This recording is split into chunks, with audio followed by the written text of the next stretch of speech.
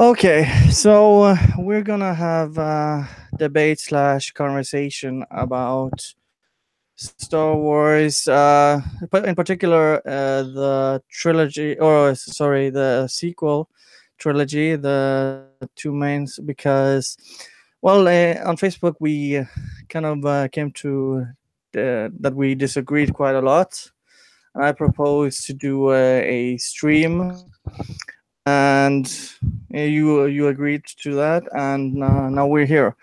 And um, well, your main contentions were we're gonna go through them, but you basically said that because there was a video I posted where which sparked all this, where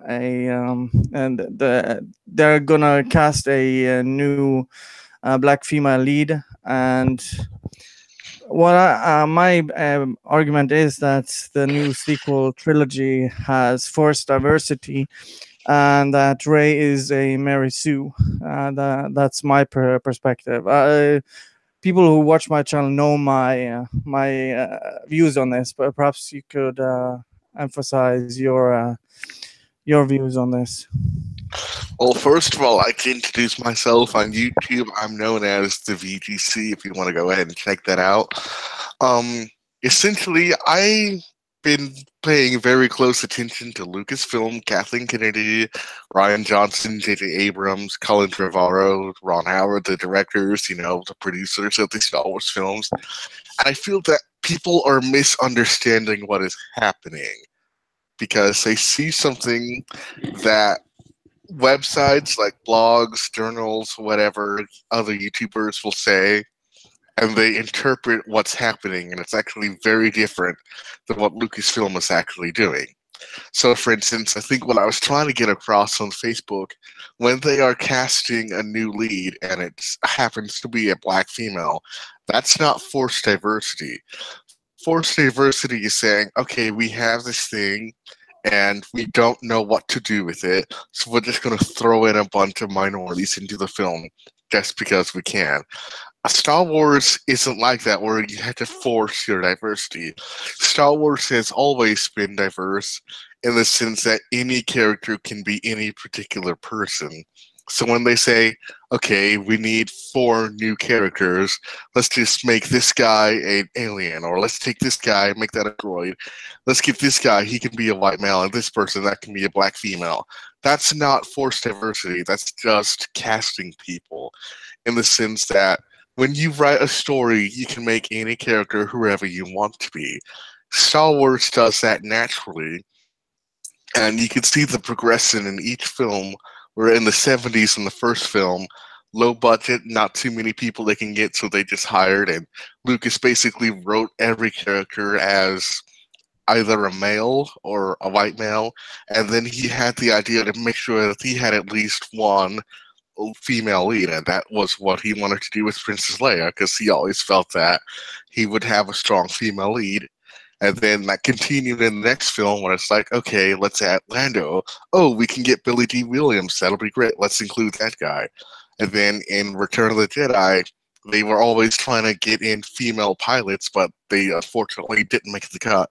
Come around to the prequel era, in Episode 1, there are actually very important shots where they decided, hey, let's make sure we have more than just, 4 or 5 British shoots like we did in the original trilogy. Let's branch out and include more and more of these diverse characters. Let's make sure we have an alien pilot. Let's make sure we have, different kinds of characters. So when I say that it's not forced diversity, I'm saying it's not. I'm saying it's a natural progression, and how the Star Wars universe expands, it would make perfect sense to say, hey, we can have all these different characters, and we're not going to force them into the film. It comes about naturally. That's why you have several different Jedi who look completely different, because that's how the universe would be. Also, you can get, Samuel Jackson to play a Jedi Master, so of course you're going to grab him because he's pretty awesome. So, yeah, I went on a Yeah, little bit of a tangent, but that makes sense to you, right? well, yeah, it makes sense. But when you advertise that it has to be a black lead, that is actually forced I diversity. don't When you think you say, understand that it's not advertising. It's called casting. yeah, but you could try to cast whatever the best actress for the role, and not just say, Yeah, "Oh, you we are, need but the a." character is a black female, so they're gonna cast the best actress How? who's a black female. Why does race matter in a If in? that's how the character is written. You see, again, I don't think people understand how film and art works. Let's say, for instance, the character of Finn. Now, I've heard when they were creating these new characters that Finn, Poe, and Rey would be portrayed by any person in the sense that Rey was always going to be female because that's what George Lucas had intended, and then Finn was No, always going that's to what be J.J. male. Abrams had intended, not George No, no, Lucas. that was Lucas. No, Rey is Lucas's character. No, it's not. They scrapped all of it. They No, they scrapped didn't. all of the No, character and no, they didn't didn't. listen to him. Yes, they No, did. no. Lucas was still heavily involved in the sense that while they didn't accept his script, they took plot elements and particular characters. Because initially, the character of Rey was going to be called Kira, Kira, but they changed her name to Rey. But she was always going to be a lead female because that's what Lucas had wanted. Because he had wanted a female character to be something of a Jedi, because that goes back to the Empire Strikes Back when Yoda says, "No, there is another." That other character was going to be a female Jedi, but Lucas decided, okay, this is going to be too much for the film, so we needed to shorten the story arc. So instead of creating a new character to come in and be that female Luke Skywalker, so to speak, they essentially changed that character and retconned it into being Leia would be the other. So when in Empire Strikes Back he says no, there is another, but then in Return of the Jedi that became there is another Skywalker, and that turned out to be Leia, and then she didn't become a Jedi just because Lucas couldn't expand that story in the way that he wanted it, so he shrunk it back down.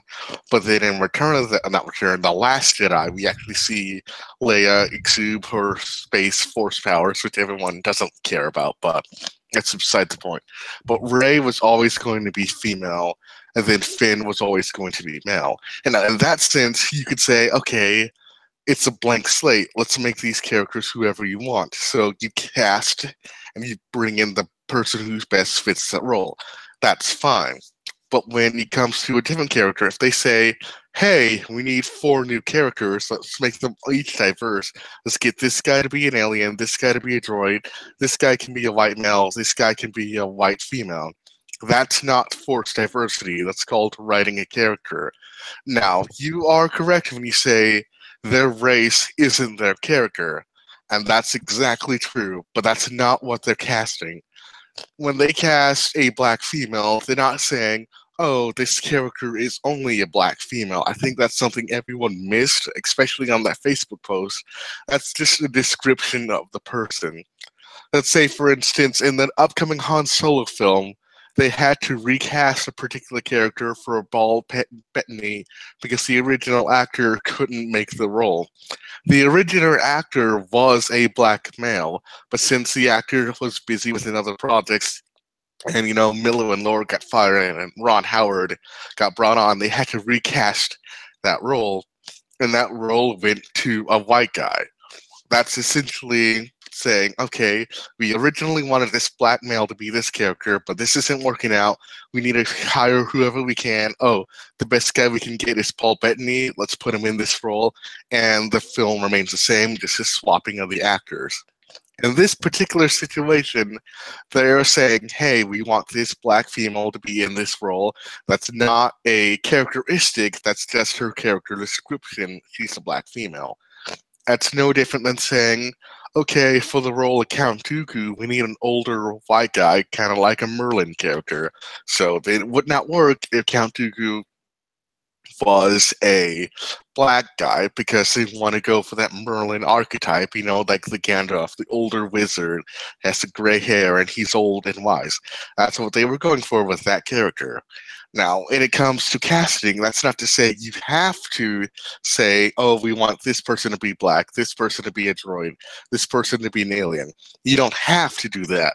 But Lucasfilm has decided they are going to be intentional so that it's not just a blank slate every time, because that's going to be impossible to cast. Because, especially in 2018, when everybody wants to be in a Star Wars film, you have to have set criteria because you can get the characters that you want to get. So if they want a character to be a droid, that means motion capture. They're going to have to get people who have either experience with motion capture or they at least understand what is involved with the motion capture because they don't have time to train, several different actors just for a particular thing. If they know the character is going to be an alien, they need to know how to wear prosthetics. They need to know how to work with makeup. They need to know how to act certain ways. That's why the recasting of Chewbacca, you've had to cast a tall person. You have to cast a guy who's willing to listen. You have to get an actor who knows how to act a certain way. Same with this particular instance where they say, okay, we're going to get this black female. Okay, that's just part of it. She has to be commanding. She has to be a leader. She has to have all these other qualities that fit the character. So that's not necessarily forced diversity. Forced diversity would be in a show like, I don't know, Supergirl on TV, where there's a character, Jimmy Olsen, who in the comics is a ginger. He's just a redhead white guy. But they decided, oh, let's just cast a black guy who's nothing like this character because the entire rest of the crew are white people. And in fact, they make fun of that in a later episode in the seasons where they say, oh, we're just a multicultural, young supermodel CW TV show. And it's like, oh, it's self-aware. They knew when they made that decision they're going to get criticized for it, but for whatever reason, they had to go through with that because, oh, we have nothing but white people. We need to have some diversity on the show. That is forced diversity. It's that situation. Star Wars is not like that at all. So I've been talking for about half an hour, so I'm going to let you put forth your side. Okay, I can't really argue all of that because it was really long. Yeah, my First of apologies. I go on a tangent sometimes. Yeah, cut me off if you have to. The 2 points I gathered from that. First of all, if the race doesn't matter, why cast a black character? Because in Star Because you Wars, can't. It's just because you can't. Yeah, but please let me finish my point. I didn't interrupt you. Sorry, When you specifically do such a big deal of your diverse cast, which they did, Lucas didn't do that when he made the first movies. He cast people who he thought was right. He didn't advertise Episode 5 being diverse because it had Lando as a character. You have Donald Glover saying we need more diverse characters in Star Wars, even though he's playing a black character in that same universe, and is looking for a not the best actor, but limiting your casting pool to a certain race and gender really limits the talent pool. And if generally in Star Wars, race doesn't matter. The only thing that matters when it comes to Star Wars, when there's some xenophobia, is when it comes to the Empire, and they have some bigotry against the aliens. Basically, you see that in Episode 5, I think, when they hire bounty hunters. We don't need their scum. And when you say that Lucas wrote that, there's a difference between writing something and actually doing it, and going through with it, and just a draft. Because you said that he wrote someone to a female Jedi to be in episode 6. That doesn't really matter because he wrote something completely different, and he made a completely different saga for the 7th, 8th, and 9th movie that Kathleen Kennedy just completely ignored, even though she said, I actually uploaded this recently, that she was going to take everything he left behind and use it for them. Yeah, you can go and answer. All right, so I'm going to address the most recent point first.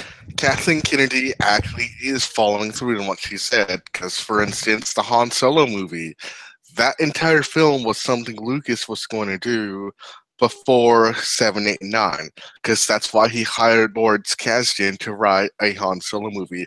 That was just going to be the thing. That was way back in, Do you I have the think, zoomies? yeah, it was done in 2010 or 2011. There was an interview with Lawrence Kasdan that recently came out during the Solo promotions. That's something that Lucas was going to do. And then, as when I was talking about his arcs for 789, you can look these up in the StarWars.com and look at the Lucas influence. Rey was always going to be the lead actress in the film, not the name Rey, but that character that was written. When J.J. Abrams and Lawrence Kasdan sat down and rewrote the script, they didn't take Lucas's script because it was probably garbage, but they took his plot outline. Because there's the character that was going to be the Jedi Hunter. That character turned into Kylo Ren, but there was a mix between the Jedi Hunter and the offspring of Han and Leia. That was always going to be the thing. And I think people just simply don't understand a lot of the background information, because not a lot of it is easy to find, because, when Lucas was, quietly removed from the project, yeah, they kind of kept that hush hush because, oh, kicking out George Lucas, they didn't accept the script. Yes and no. I'm going to come out and say Lucas doesn't always write the best things, and we can tell when you look at the prequel films, and he always needed someone else to come aside and rework his original writings. That happened in the prequel trilogies. That's why they're so much better, because he came out with that original scripts, and then guys like Lawrence Kasdan and what's his father name? I forgot. But other people's like that female writer that was uncredited for A New Hope came along Yeah. and helped them rework the dialogue. They rewrote the stories. They changed some of the characters. And that's what I mean when I say certain things were always going to be there. They just end up being slightly different than what happened. But back to the whole characters. When I say race doesn't matter, it doesn't. Flat out, it doesn't. Full stop. But that doesn't mean you can't decide, okay, I want this character to be a female, want this character to be a droid, this character to be an alien. That's what I mean when I say Star Wars, it has that breathing room to where they can say, hey, we can make any character whatever we want to be. It's essentially saying, oh, let's just put up a pinwheel on the wall, let's roll the dice, and whatever that dice lands on, that's going to be the character descriptions in terms of their ethnicity, their if they're an alien, their background. That's different than saying we're only going to cast women for these roles. It's the sense that, like I said, when you write a story, you come up with characters. They're not all blank slates, and I think that's where a lot of people are confused by that video. Characters are not blank slates. They never do blind casting unless that role is intentionally supposed to be a blind casting. Because I do work in film, and it turns out that when we have certain characters, we're a way smaller budget. And it's like, okay, we wanted this character to be an older female. But when we do the casting calls, we only get back, women that are either too old or too young, and we have to adjust the character to fit what we had envisioned. That's completely different on a Disney level film where you can say, okay, the director wrote this character, this is who he had in mind. And more likely than not, when they write a character, they have a particular actor in mind. If they can't get that actor, they want to look for people who best represent that actor. Let's say, for instance, when Mace Windu came up, Samuel Jackson said, "Hey, I want to be in a Star Wars movie." Lucas can say, "Oh, well, I had this character. We can completely change that character so you can be in this film." That's completely different than to say, "Oh, we need to cast a black person. Let's only look at black people for that role because that's what they want." And again, that's not forced diversity in the sense that you can have any particular person. So I think you're misunderstanding how casting works. Because when you say something like, "Oh, why can't they cast just the best actor for that role?" That almost never happens because they don't have the time to look at every single audition for any character. Because again, it's a large scale project. I think when they were casting Han Solo and Lando for the new film, they had already knew who they wanted to get. They wanted Phil and Lord, the previous directors. They wanted Alden Ehrenreich, and they wanted Donald Glover. But they still had to look at upwards to almost 2,000 other candidates for those lead roles, even though they already knew who they wanted to cast. When you have a new character in a Star Wars films, you're not going to look at 2,000 actors just to get a role. It's one thing to say we have this legacy character, Han Solo, Lando Calrissian. We need to have as many auditions as possible till we get this character right. But if you have a new character, you don't need as much. You can say, okay, when J.J. Abrams wrote this character, he had a black female leader in mind, so let's cast black females. Oh, J.J. Abrams wants this character to be a droid. Okay, let's look at some of the people who were droids in previous film. Let's look at people who can act a certain way. When you say, "Oh, we need an alien," oh, so we need someone who's either tall and lanky, maybe someone that's short and fat, maybe someone who can work with a lot of prosthetics. Let's look at that. That's how they cast certain things.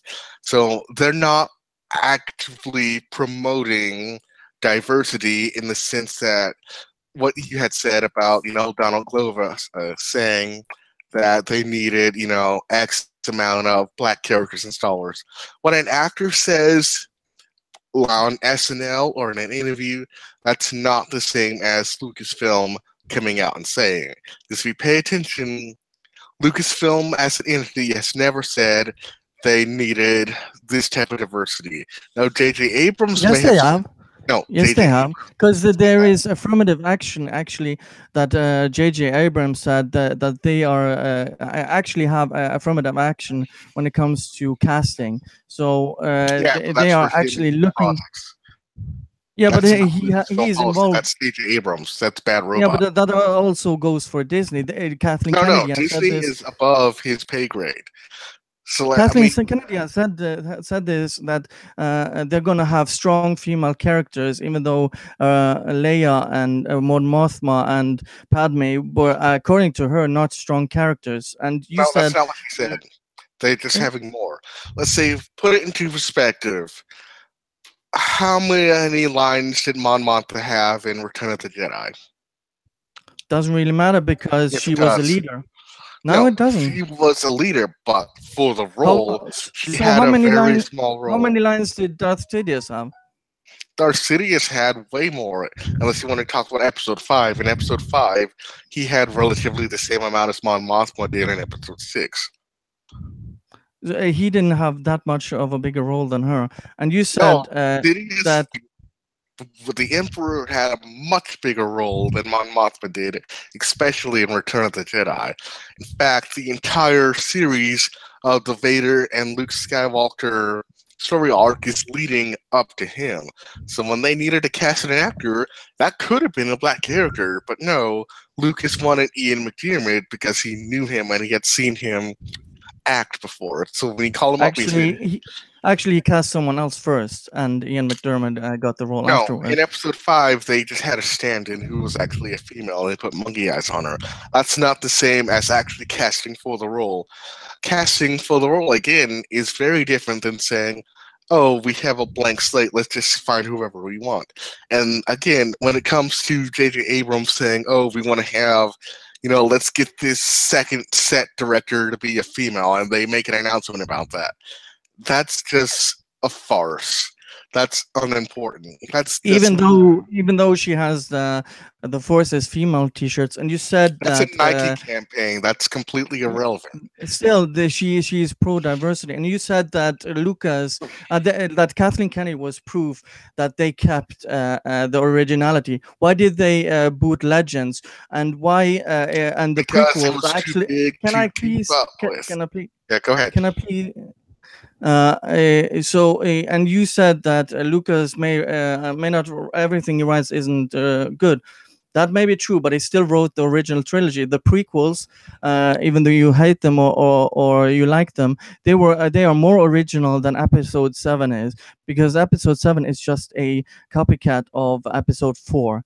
And you said that when you write a character in Star Wars, you have a blank slate.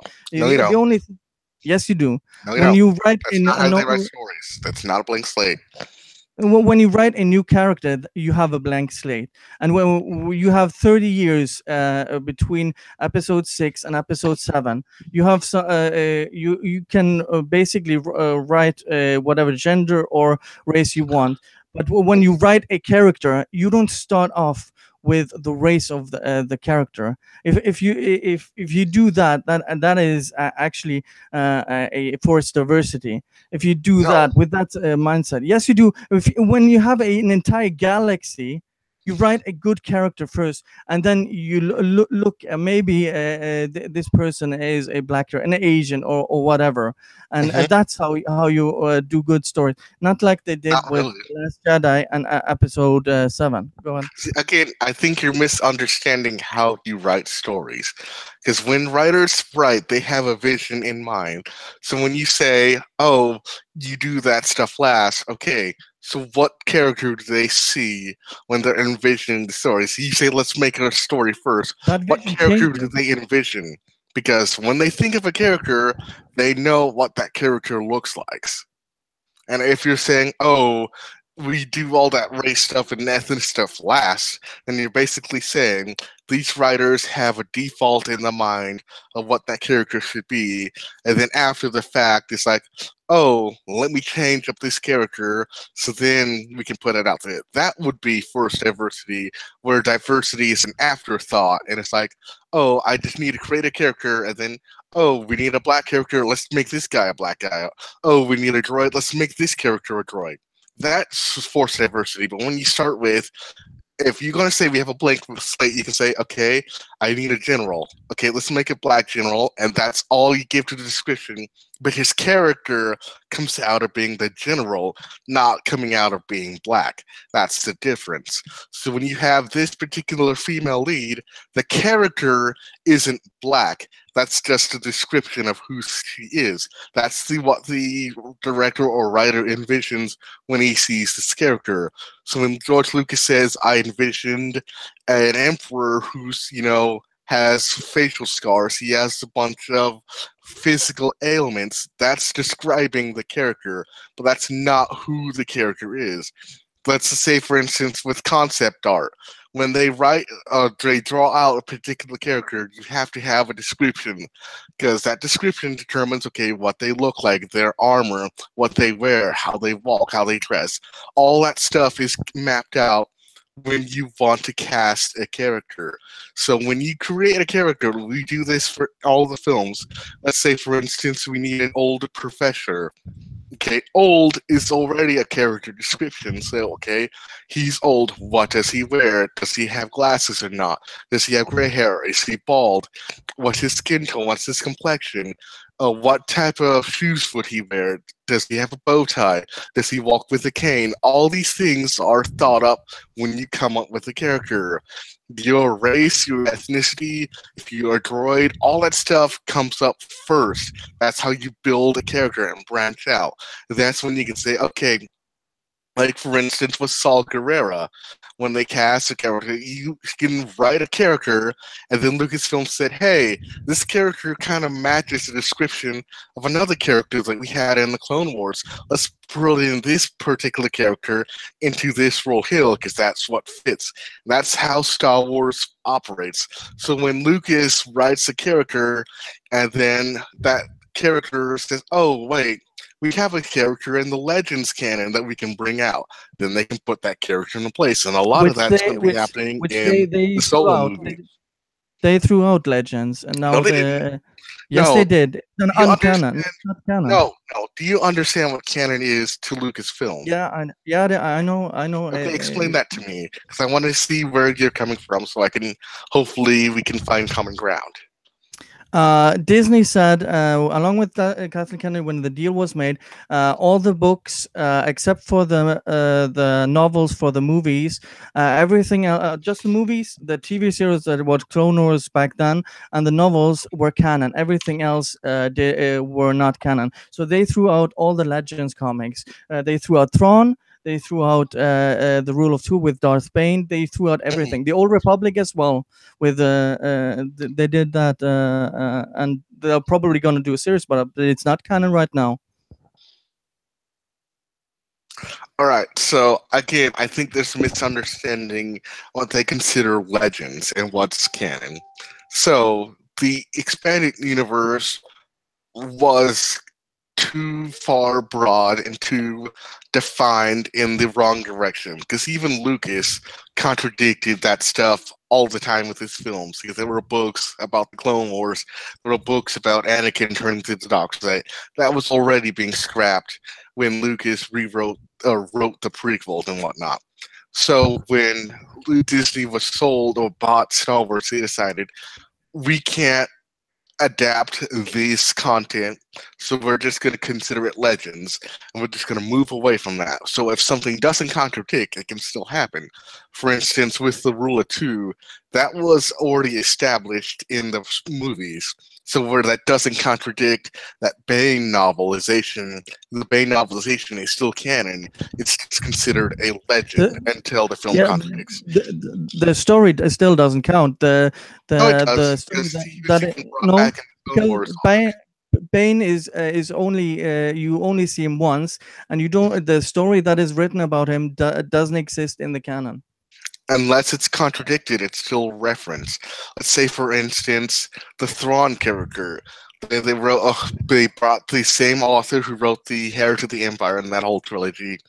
His character in those films or those books can still be considered legend, and it could be canon unless, let's say, the new TV series contradicts that. Because currently, the way he left is still different, but him coming back could be considered the same way.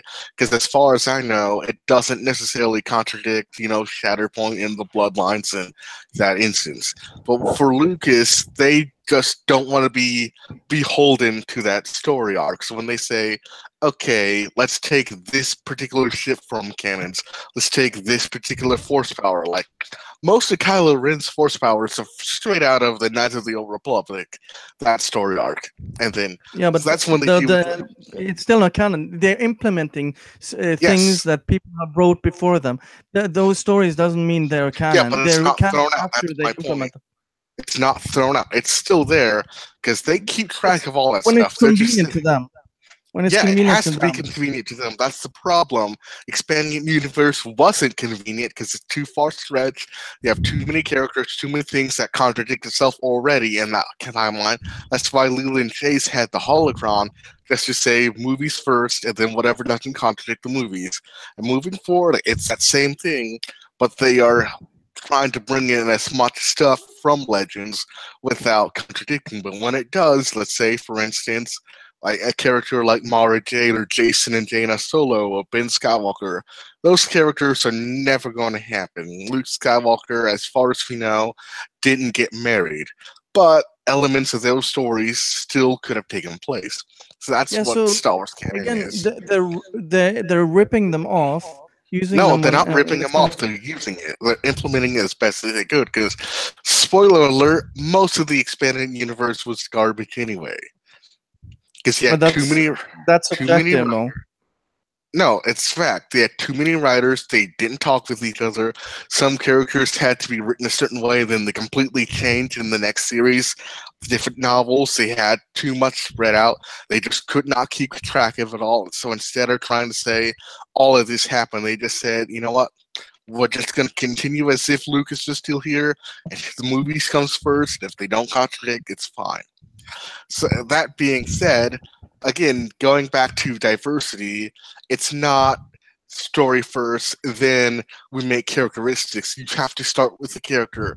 Who is this character? Why do they think this way? What do they look like? And from there, you write the story.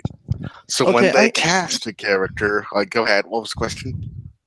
well, since you're on this topic, I can use that Ray, I think, is a forced diversity casting by making her a Mary Sue in episodes 7 and 8. No, because She, she was always going to be a female.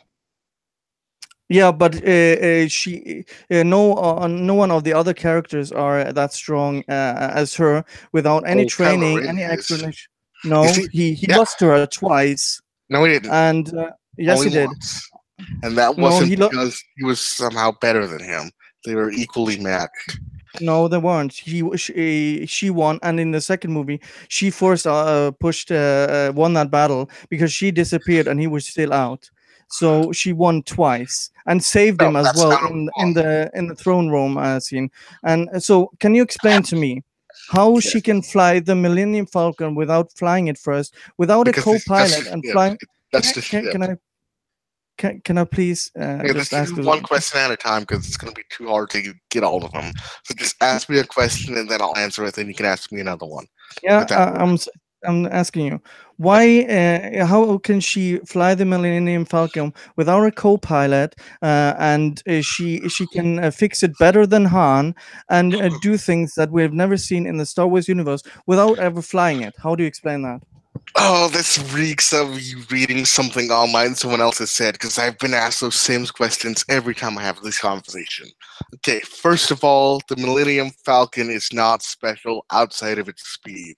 It's just a ship. You need a People co-pilot. can fly, not always, because you can fly a plane without a co-pilot. You can fly a lot of things. Co-pilots are there to help you make things easier. So let's say if you have a button that needs to be pressed over there, you can press it, and the co-pilot can do that much easier because he's sitting right next to it, so you don't have to get up and move. But again, it's just a ship. People can fly ships. Now, if you want to say that, oh, the movie never outright explains that she can fly, that's just a difference in storytelling. There's a thing we do in filmmaking, it's called show, don't tell. Yeah, Now, and I'm they going to don't give you. show her learning No, how to you fly. don't need to She show doesn't people want to. learning, you can just show them flying. That's the difference. Let's go back to episode 4, where you hear Luke Skywalker say, he tells multiple times, I can fly, I can fly, I can fly. And Yeah, then that's we're when you just tell. led to believe it just because, Yeah, oh, he said he could fly. She yeah. also says that she can fly, and then we're shown her flying. Yet somehow people jump to the conclusion she's the best pilot in the galaxy just because she can fly a ship. And so she can fly the Falcon without. Well, Han needed Chewbacca for all the Well, he movies didn't to need fly him. the. He used that. Because again, we'll probably see that in the solo film, and based on the clips, the co-pilot helped him get out of certain situations. But again, you don't necessarily need a co-pilot to fly a ship. So if you say they show and tell, why does it say in the novel that she never flew a ship before? Because she didn't fly a ship until then. She had the training simulations. Yeah, and that's never explained in the movie. So we don't know when Luke got his training to fly. We're just told, oh, he can fly. And then suddenly he destroys the Death Star. Yeah, with the help of the Force. And your point is? So you can accept that someone who has never flown a ship, actually in canon, written in a novel, without a co-pilot that has been established before, and destroy two more agile Not TIE more agile. fighters. Watch the film Yes, they again. are. Watch the Yes, film they are again. more. Not more agile. Because again, this is something people don't do. They don't watch the film. Because I can pull it up right now, and I can show you. She's not more agile. She makes 2 turns. Yeah, and she does it better, and she does No, just the. making a turn doesn't make it better. That's like saying, oh, I can turn a car. But oh, you never driven this type of car before. How could you make a turn?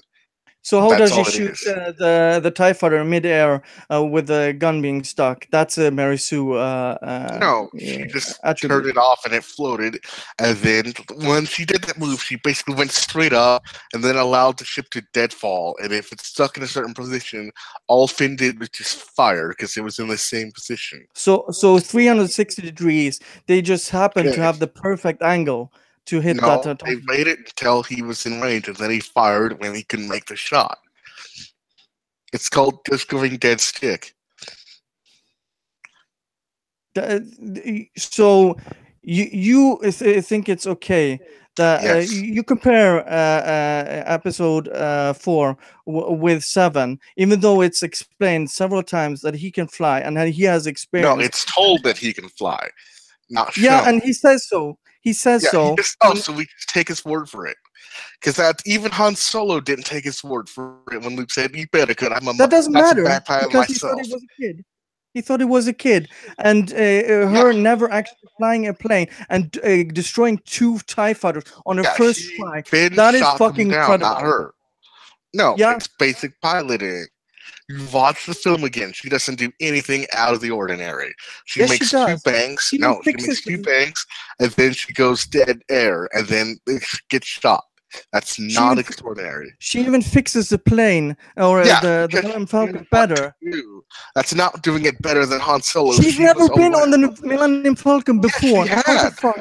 No, She literally says Unka Plot did this. She knew what had been done to the ship.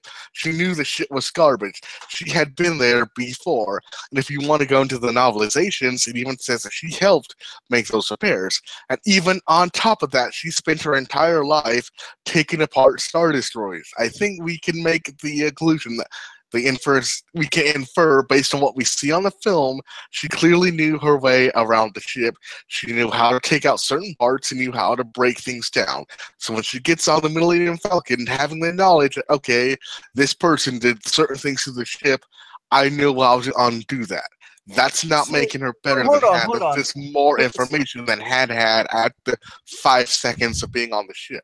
You're telling me we need a novel to actually know that she knows the Millennium Falcon. That's just No, bad I'm saying that we storytelling. can infer that information based on the film, and if you can't pay attention to film, it's explained in the novel. Dude, please stop being condescending, I'm okay? going to be condescending if you're missing on basic stuff. It's called filmmaking. Because What I've the been fuck, very dude? patient with the I'm entire time. being very courteous to you. I'm being very Yes, polite to you, and you're being fucking condescending to me the whole time. I've let you I haven't speak sworn. for 10 minutes straight without interrupting you, and you Hmm. come in here on my stream and being condescending as fuck. Really? Hmm. I watched the movies plenty of times. When's the I'm not last time you've seen insulting it? you. The last time I seen it, I don't know, 6 months ago, so something like Okay, that. so I'm just going to assume your memory isn't as fresh as mine because I can literally pull it up right now. I don't Because care that's if you what I can pull did it up. before this If conversation.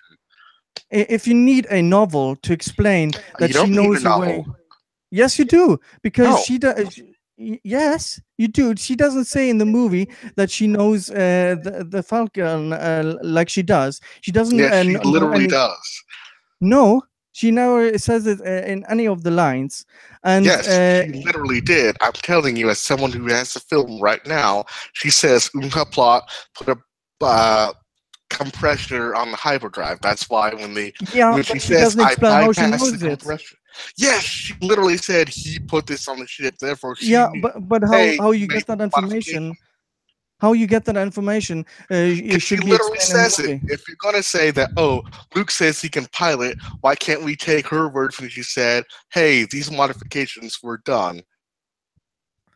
It's the How does same. she know that? This should be explained. This is basic No, storytelling, dude.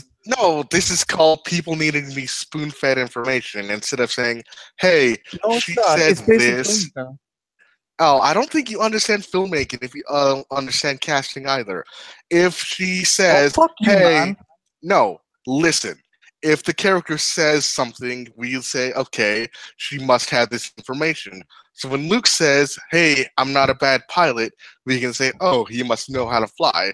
If Rey says, "Hey, Inca plot made some modifications," therefore he knows that he made modifications. In fact, when Han Solo comes back on the ship, she tells him where the ship came from.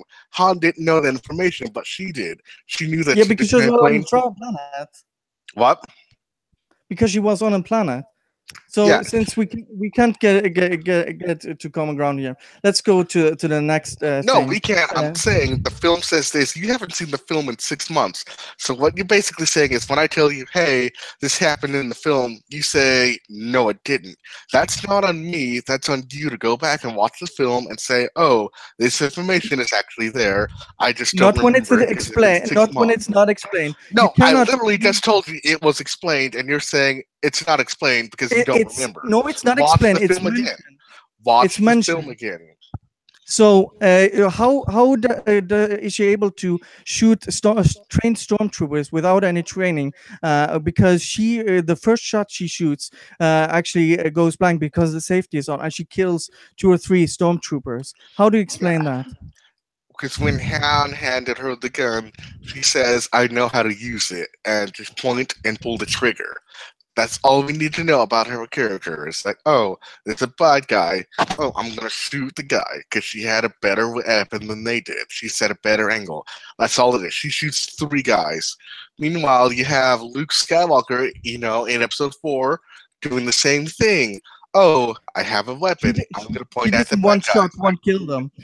She gets help from Leia, who is actually a better shot than him, and she shoots the panel. So No, using that that's a different. comparison, Luke still shot people because both him, Han, and Chewie shot up everyone breaking into the prison, and there are several hear this cuts where so you can. many times. Was not a good shot compared to her. She shot 3 times and killed them all 3 times. No, she killed 2 people running away. Like, oh, stop right there. Pulls the trigger once. Oh, safety. Takes it off. Shoots twice. Misses the first shot. Hits him on the second shot. That's no different than Luke Skywalker walking into the thing. It's like, oh, this is a bad guy. Let me pull the trigger, and he kills the guy. Leia still may be a better shot, but that doesn't mean Luke wasn't able to kill people. And again, let's go back to after Obi-Wan Kenobi had been killed, and he shouts no, and he just stands there and knocks out 4 or 5 different people when none of them were able to hit a shot. He's sitting right there, standing right there, knocking out people left and right. Oh, blast the door, kid. Oh, I'm just gonna just shoot this wall panel and manage to hit that. It's no different than Rey in this situation. Now we According can to make. your logic, you can use what they told in Rebels, where they use the Force when they concentrate when Kanan becomes blind and actually starts fighting Darth Maul and basically holds him off blind. You can use that. I can use that in canon because it applies here, and but it doesn't apply to when Rey just shoots people Why without does it any apply training to Rey? because she has no force powers. No, she clearly does. Not in this point in the movie. Neither did Luke Skywalker.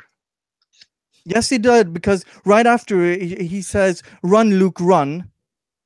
Yeah. Yeah, so he's force sensitive. Yeah, they both are.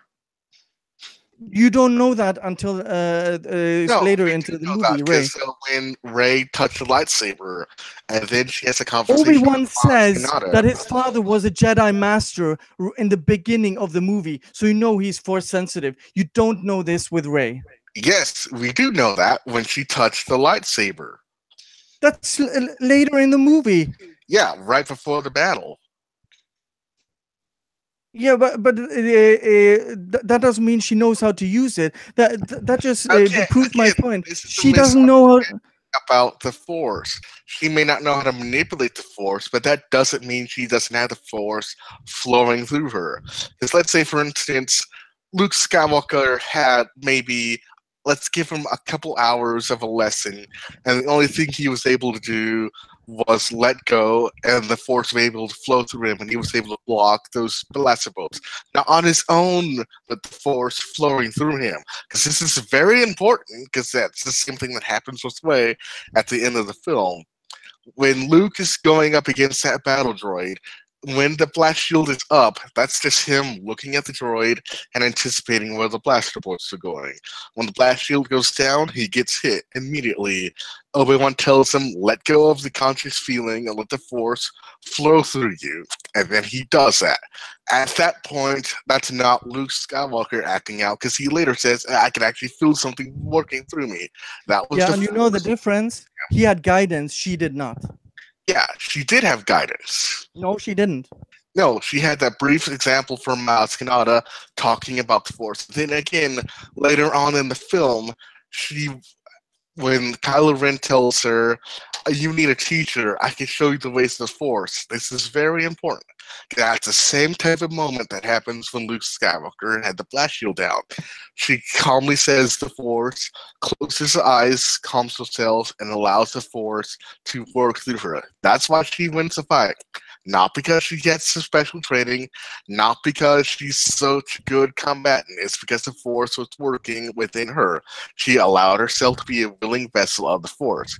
And if you want to pay attention to the film, there are several key things that you can tell. The change in the music, the actual film slows down, and the actual sound effects being used to illustrate that, okay, this is not her acting, this is the will of the Force.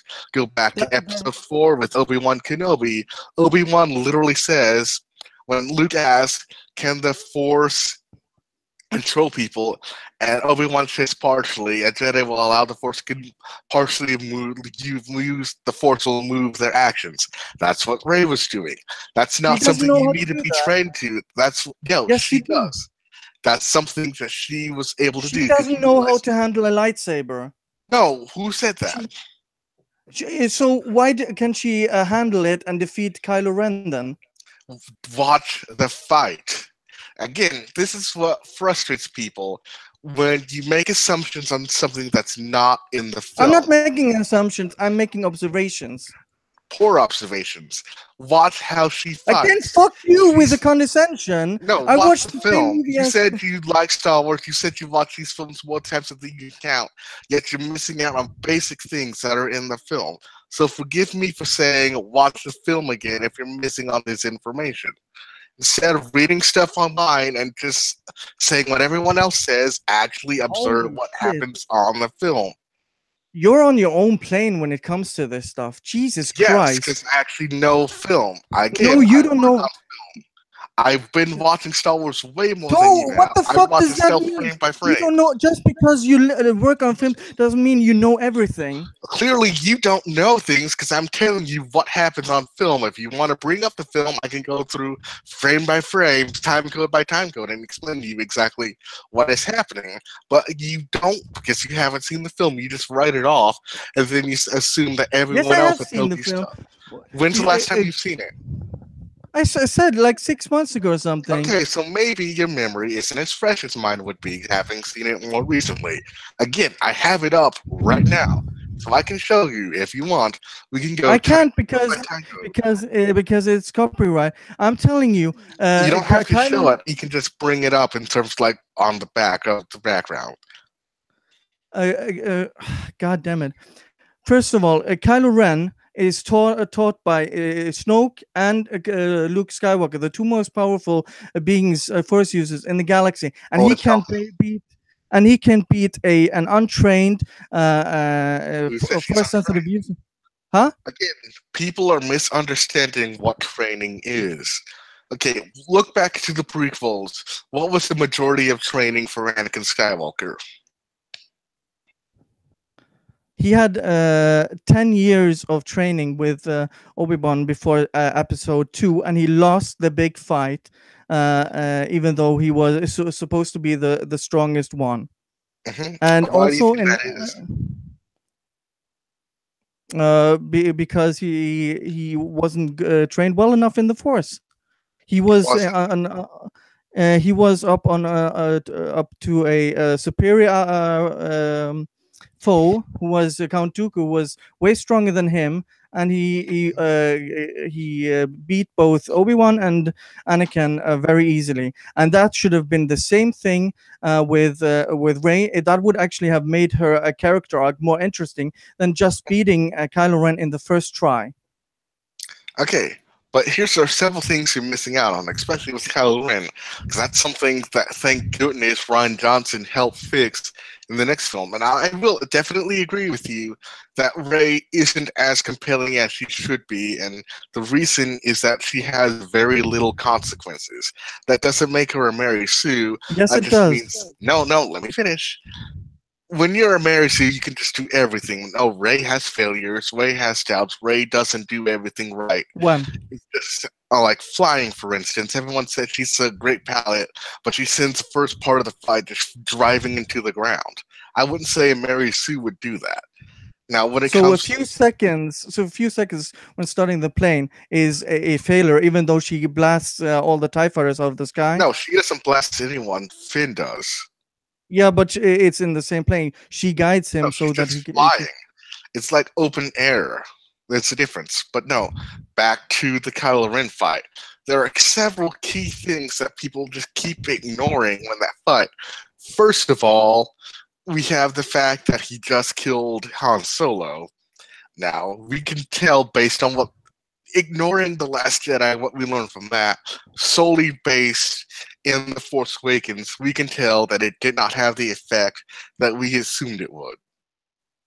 Because instead of yeah, feeling and stronger, that's where hmm, that's where they destroy the lore, because Anakin Skywalker, when he did that, he became way stronger, and that should have done the did same you though? thing to. Yeah, he became stronger. They even said that Did in not. behind the scenes, the actual stunt choreographer, he said that when the fight between Anakin Skywalker and Obi-Wan Kenobi, Anakin was a level 9 and Obi-Wan was a level 8, and Yoda and Sidious were level 10 level masters of the Force.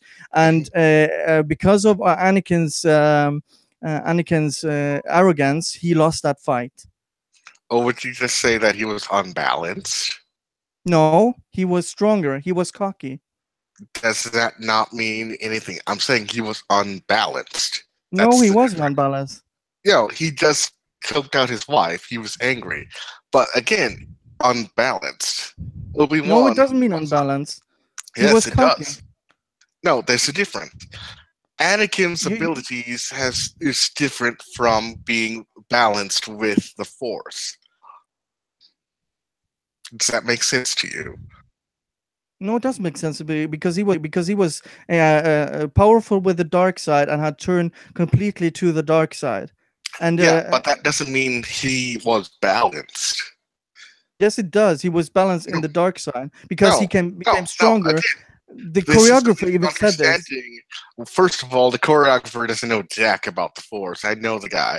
He's just essentially saying, "Oh, he's aggressive. He's going to do this, this, and this." And then when you have the Yoda fight, you would argue that, "Oh, their mastery of the Force was way more than what Anakin was going through." Because you can tell just for the fight styles alone, the only times they actually used the Force when they were trying to do the Force push.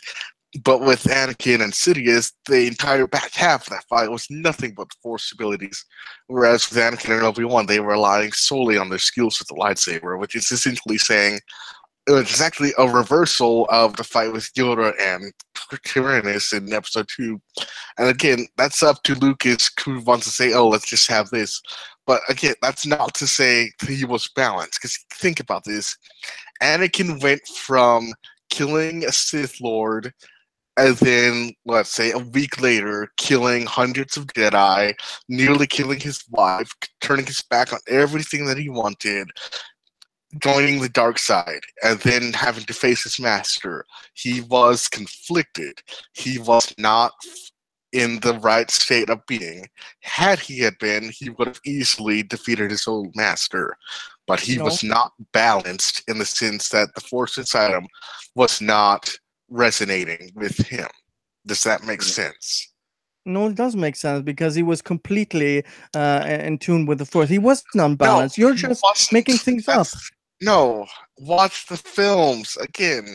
Joining the dark side makes you stronger. It's quick and short, yes, but that doesn't mean you are balanced. In the sense that Obi-Wan should have never been able to defeat Anakin if Anakin was reaching his full potential. Jesus, there's no budging on you because Yeah, because I know what I'm talking about. no, you don't know what you're talking. You're just using semantics and taking No, I'm things telling that you you. believe are true. You're saying that your opinion and your interpretation of the movie is the only true way, which it isn't. Yes, that's exactly what I'm saying because I know what I'm talking about. Again, Holy shit. watch how things operate. Again, you keep saying you know Star Wars, but every turn you are just saying exactly what other people say online without actually I don't going care to the what other source. people say Then online. stop You're talking to repeating their me. talking points. That's I don't not know what all. they're saying. Stop using other people's arguments and use them against me. That's a fallacy. Stop No, you're using the them. one that's using other people's arguments. That's the problem. I don't care what other people say. This is Then, my opinion. yeah, and your opinion is basically everyone else's opinion. What the fuck is that supposed to mean? That's not an argument. Every argument that you put forth, I've seen by other people in the exact same phrasing, especially when you talk about Rey being a Mary Sue. That, oh, she can suddenly fix a Falcon better than Han. Like, no, she just knew what was broken. That doesn't make In her a the, Mary Sue. yes, in the movie she is portrayed as she knows the Falcon better than and flies No, it she better than doesn't. her. She She knew that she what can was use worked on. she can use the lightsaber and fights a trained Force user and beats Kylo Ren. She can No, use she did not beat him on she his can use own. a Again, pistol watch better than untrained. entire She can fight, use the Kylo Ren Force. was toying with her. She was on the run until they got to the cliff. And then what happened on the cliff? They had a saber lock. What does he tell her? What does she do? How does she respond? This is a very important information the film is showing you. Kylo Ren was winning the fight. Rey was just swinging away. His whole purpose was to bring her back to Snoke alive. If he wanted to kill her, he could have. The same way he quickly No, he should have disarmed. beat her, which he could have should have done easily. And He did. how can she use the Force mind trick without any training? How do you explain that? Without any training at all. Okay. That's a Mary Sue. That's a Mary Sue. It's people Yes, it not is. understanding how the Force works. Okay, think about this. Rey is just as strong as Kylo Ren, correct? No, she isn't. No, she Why isn't. isn't she? She's untrained. She Okay, is that not doesn't in matter. tune with the That Force. doesn't matter. Yes, What it does does. the film, That's no, the whole what entire does the basis film? of Star Wars. No, Jesus Christ. people are These- dumb. Stop talking about the training. Training is irrelevant. That's Yes, what it people do. is. No, Oh my training is what held Anakin Skywalker back. Training is the reason why he acted a certain way. Training was about the Jedi Code. It's not about lightsaber skills and not about using the Force. All the people did that when they were younger, when they were younglings. That's what they learned. And when they became Padawans, the entire experience was not about how to use the Force. Granted, they did have practice, they have training, they learned how to do it better. But their entire arc about that was about being a Jedi. It was a religion. Their training was essentially saying, hey, we have this code. This is how we act in certain situations. This is when we use the Force. This is when we don't do certain things. That's what training was. Because look at the Clone Wars.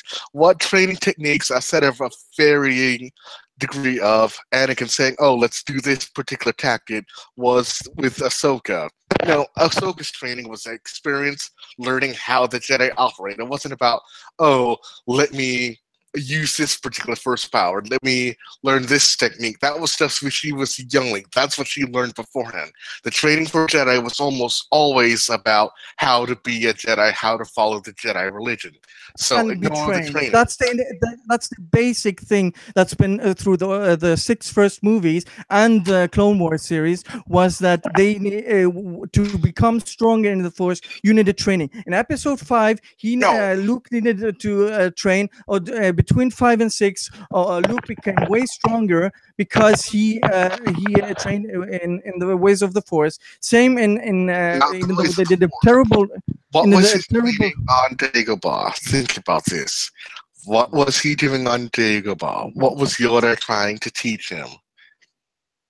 He was teaching him how to tap into the Force. Okay. Now, from there, where did Luke go with his training?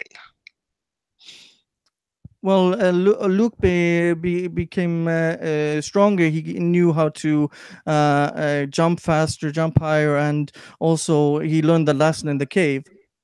All right, so that was jumping and running. That was just physical training, but that's not the Jedi training Yoda was giving him. What did Yoda say time and time again about Luke Skywalker? And which scene are you talking about? Or any of the training scenes, because they all start the same way. He starts by doing something physical, and then Yoda gives him wisdom.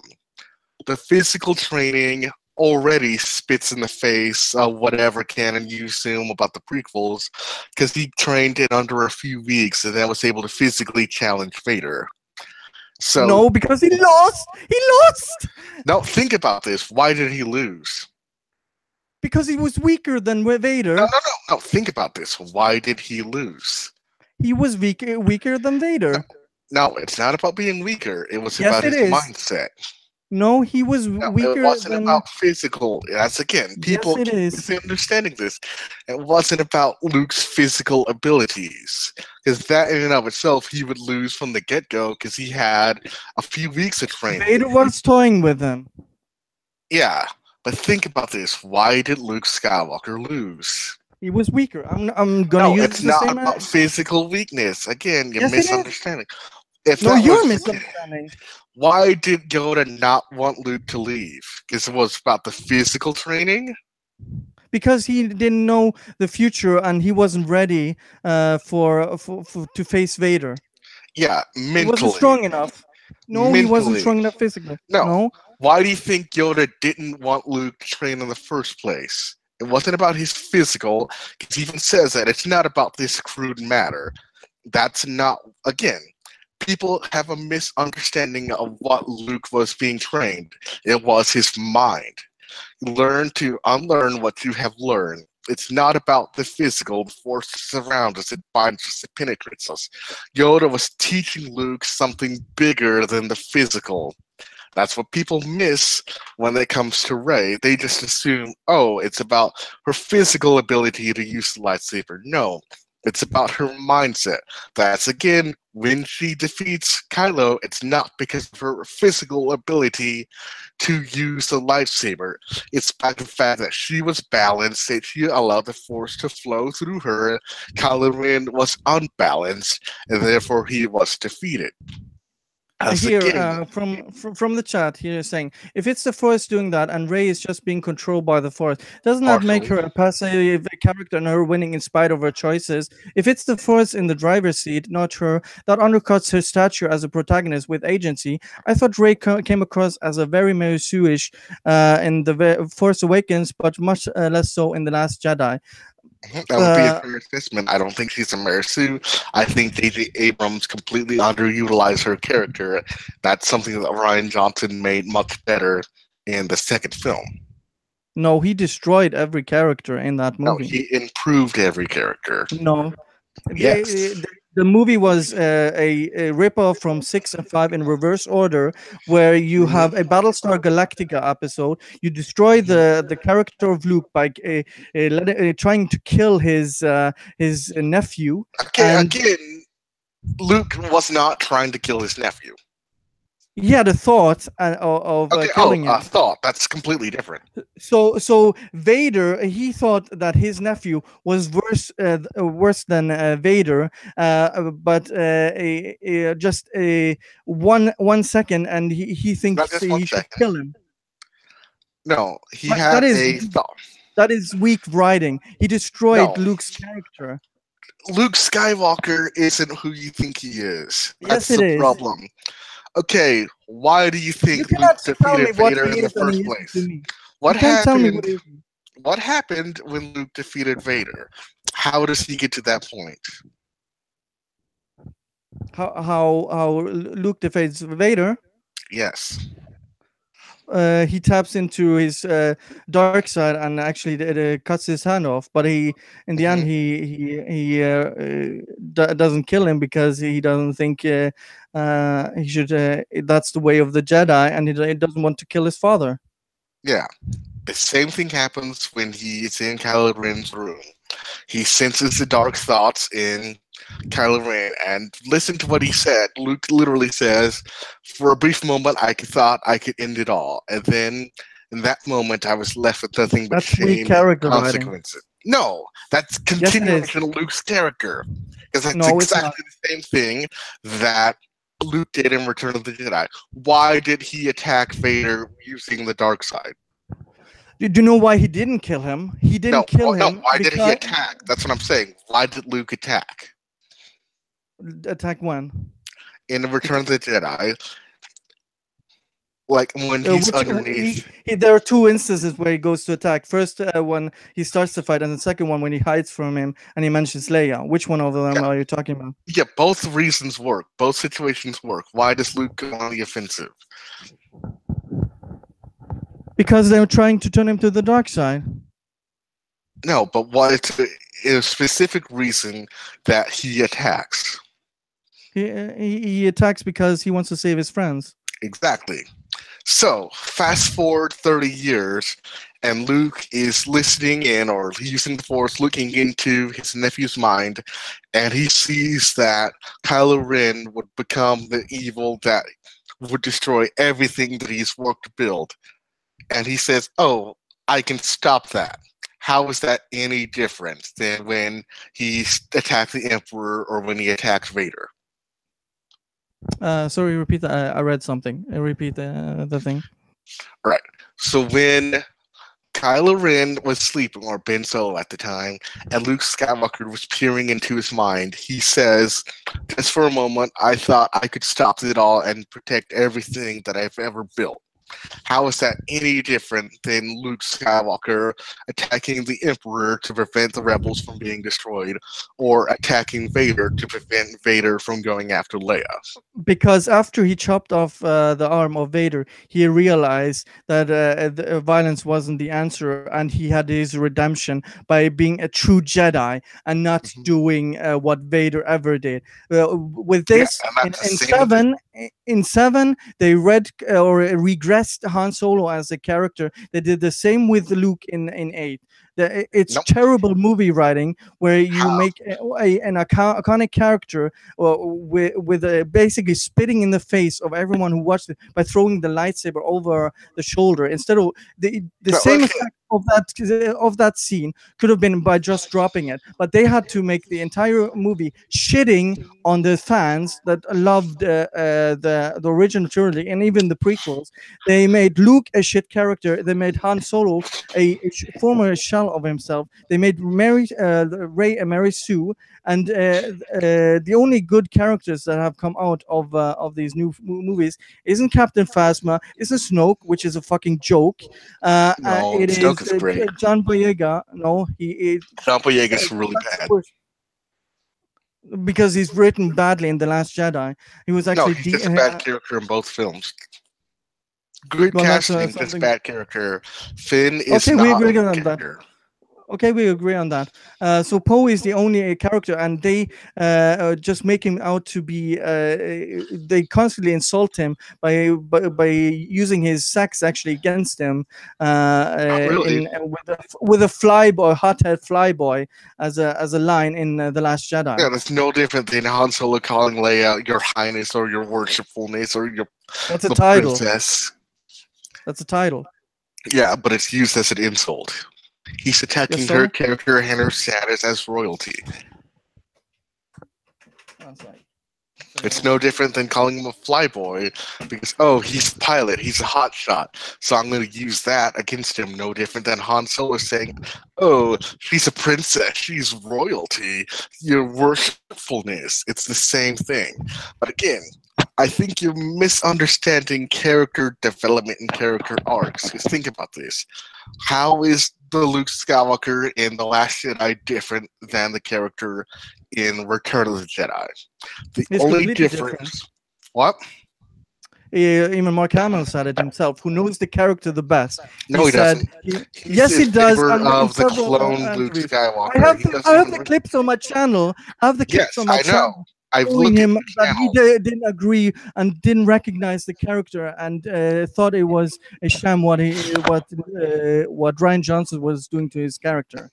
Yeah, because he wants to see Luke as always the hero, but Ryan Because he Johnson has is. said, no, not always. Even in the lore, he wasn't always a hero. For crying out loud, Mark Hamill doesn't know this, but Luke Skywalker turned to the dark side like 2 or 3 times. I'd much rather have the Which character in isn't this. canon, like you said. Yeah, They, with that's not- goodness, because that what I would say that Luke Skywalker turning to the dark side with the clone of Palpatine is way worse than what happened in this film. At least in this film, it continues the character of when Yoda says, "Once you start down the dark path forever, it will dominate your destiny." so While you're Luke doesn't. saying that Luke just buying them time and at the end of the Last Jedi is him being heroic, not just wasting his Yes, own life. No, it's not. yeah, it is heroic. The only scene that gives the character justified in this whole trash of a movie is when he says the two suns setting down. That's the only justice they give that character in the entire Yeah, movie. guess what? That wouldn't work if you didn't have the previous 2 hours of the film to build up to that moment. No, because his character dying makes no sense at all. So Yeah, it makes now plenty of sense. suddenly, no, so suddenly now you can overuse the force and die. Yes. So where is that in the lore? There nothing in the previous movies or the Clone Wars series says that you can die of overusing the force. Because the physical exertion, that's literally how Yoda dies. No, it doesn't. He dies because he's old. Yeah, and he was exerted. Now take a human character projecting himself across millions, or not millions, maybe thousands of light years away, extended periods of time, physically feeling that lightsaber go through his chest, physically taking the weight of all those saber bolts, or not saber, the cannons from the whatever walkers, doing that, and then once that's over, his physical body could not handle that strain, and then he dies. And if you want to make the argument that he allowed himself to be taken up to the Force, that probably even makes more sense than just physically dying. But Kylo Ren already said in the film, trying to protect himself like that would kill you because of the strain. So yes, overexerting yourself would kill you when you use the Force. You see that multiple times with Yoda, even in the Clone Wars, so people are physically trying to do something with the Force, and it's taxing on their bodies. So what's to say they would not die from that if they continue to push themselves that way, exactly the way Luke Skywalker did in this film? That doesn't mean you can become tired of using it for. Doesn't mean you should die. That has never been established. Just like Yes, it shooting had. Watch the no, films. just like shooting the lightning from a force ghost that completely breaks lore. And why would How? Luke? How? What can I? How? Because Yes. the ghost and can't physically interact with the living world. Oh gosh, come on, watch the films. Freaking No, I Obi-Wan watched the film. Kenobi They sat on a can't. log. So He moved branches. They can no, he didn't interact with the move physical branches. realm. Episode 6, when he's talking to Luke, he sat on a log. He can physically So interact with the world. Yoda that can would interact by your with the logic then, world. if they can interact, if they couldn't interact with the world, they couldn't be on the planet because they would just fly right through the planet. No, I'm saying they can interact. That's why there's a physical element to their characters. In fact, Yoda hits Luke Skywalker with the cane, and that in Yeah, and of but itself is interesting. that's just stupid. Yo- That's No, stupid. how? Yes, it is. How? Because they are can't interact with the real world. They're force Yes, ghosts. they They're can. physical They've been being. doing No, that since 1983 or no, 18. they haven't. Yes, they Just have. because he sits on, just because he sits on something doesn't mean he can interact. He's a ghost. He could. No, he's He not a could ghost. That's a misnomer. according to whom? What's your source? Citation needed. Episode 6. Wow. So that's your citation. Yeah, the freaking movies. So him just walking is basically Yeah, him. moving And branches, physically interacting with the real world. That's something that was established in that film.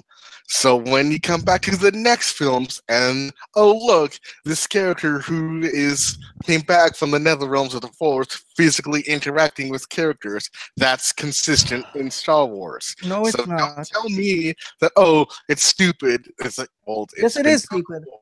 I'm If you I'm want to telling say you, it's stupid. it's stupid, then Because that's in episode 6, they can't interact. Neither they did in any interact. of. They literally interacted. Just because the movie was filmed in 1983 when they didn't have this plan out and they have Or some maybe minor that's mistakes what in they it. had intended in the first place. You don't know that because Yes, Lucas you know wrote that. this, and this Look is at how different. Obi-Wan became. At first, it was just a voice in A New Hope. And then in episode 5, oh, we can see this faint figure. He's very transparent. And then he shows back up again. He's a little bit less transparent. And then he comes back in the next film. Oh, he's fully realized you can't see through him. He can actually interact with the real world. He can sit So down next to Luke's side. It's a why didn't progression of the no character of him coming so back. That was why how haven't it was always why didn't intended. Obi-Wan help Luke in this fight then if you can use the Force to influence the world? Because he literally said he couldn't. Why?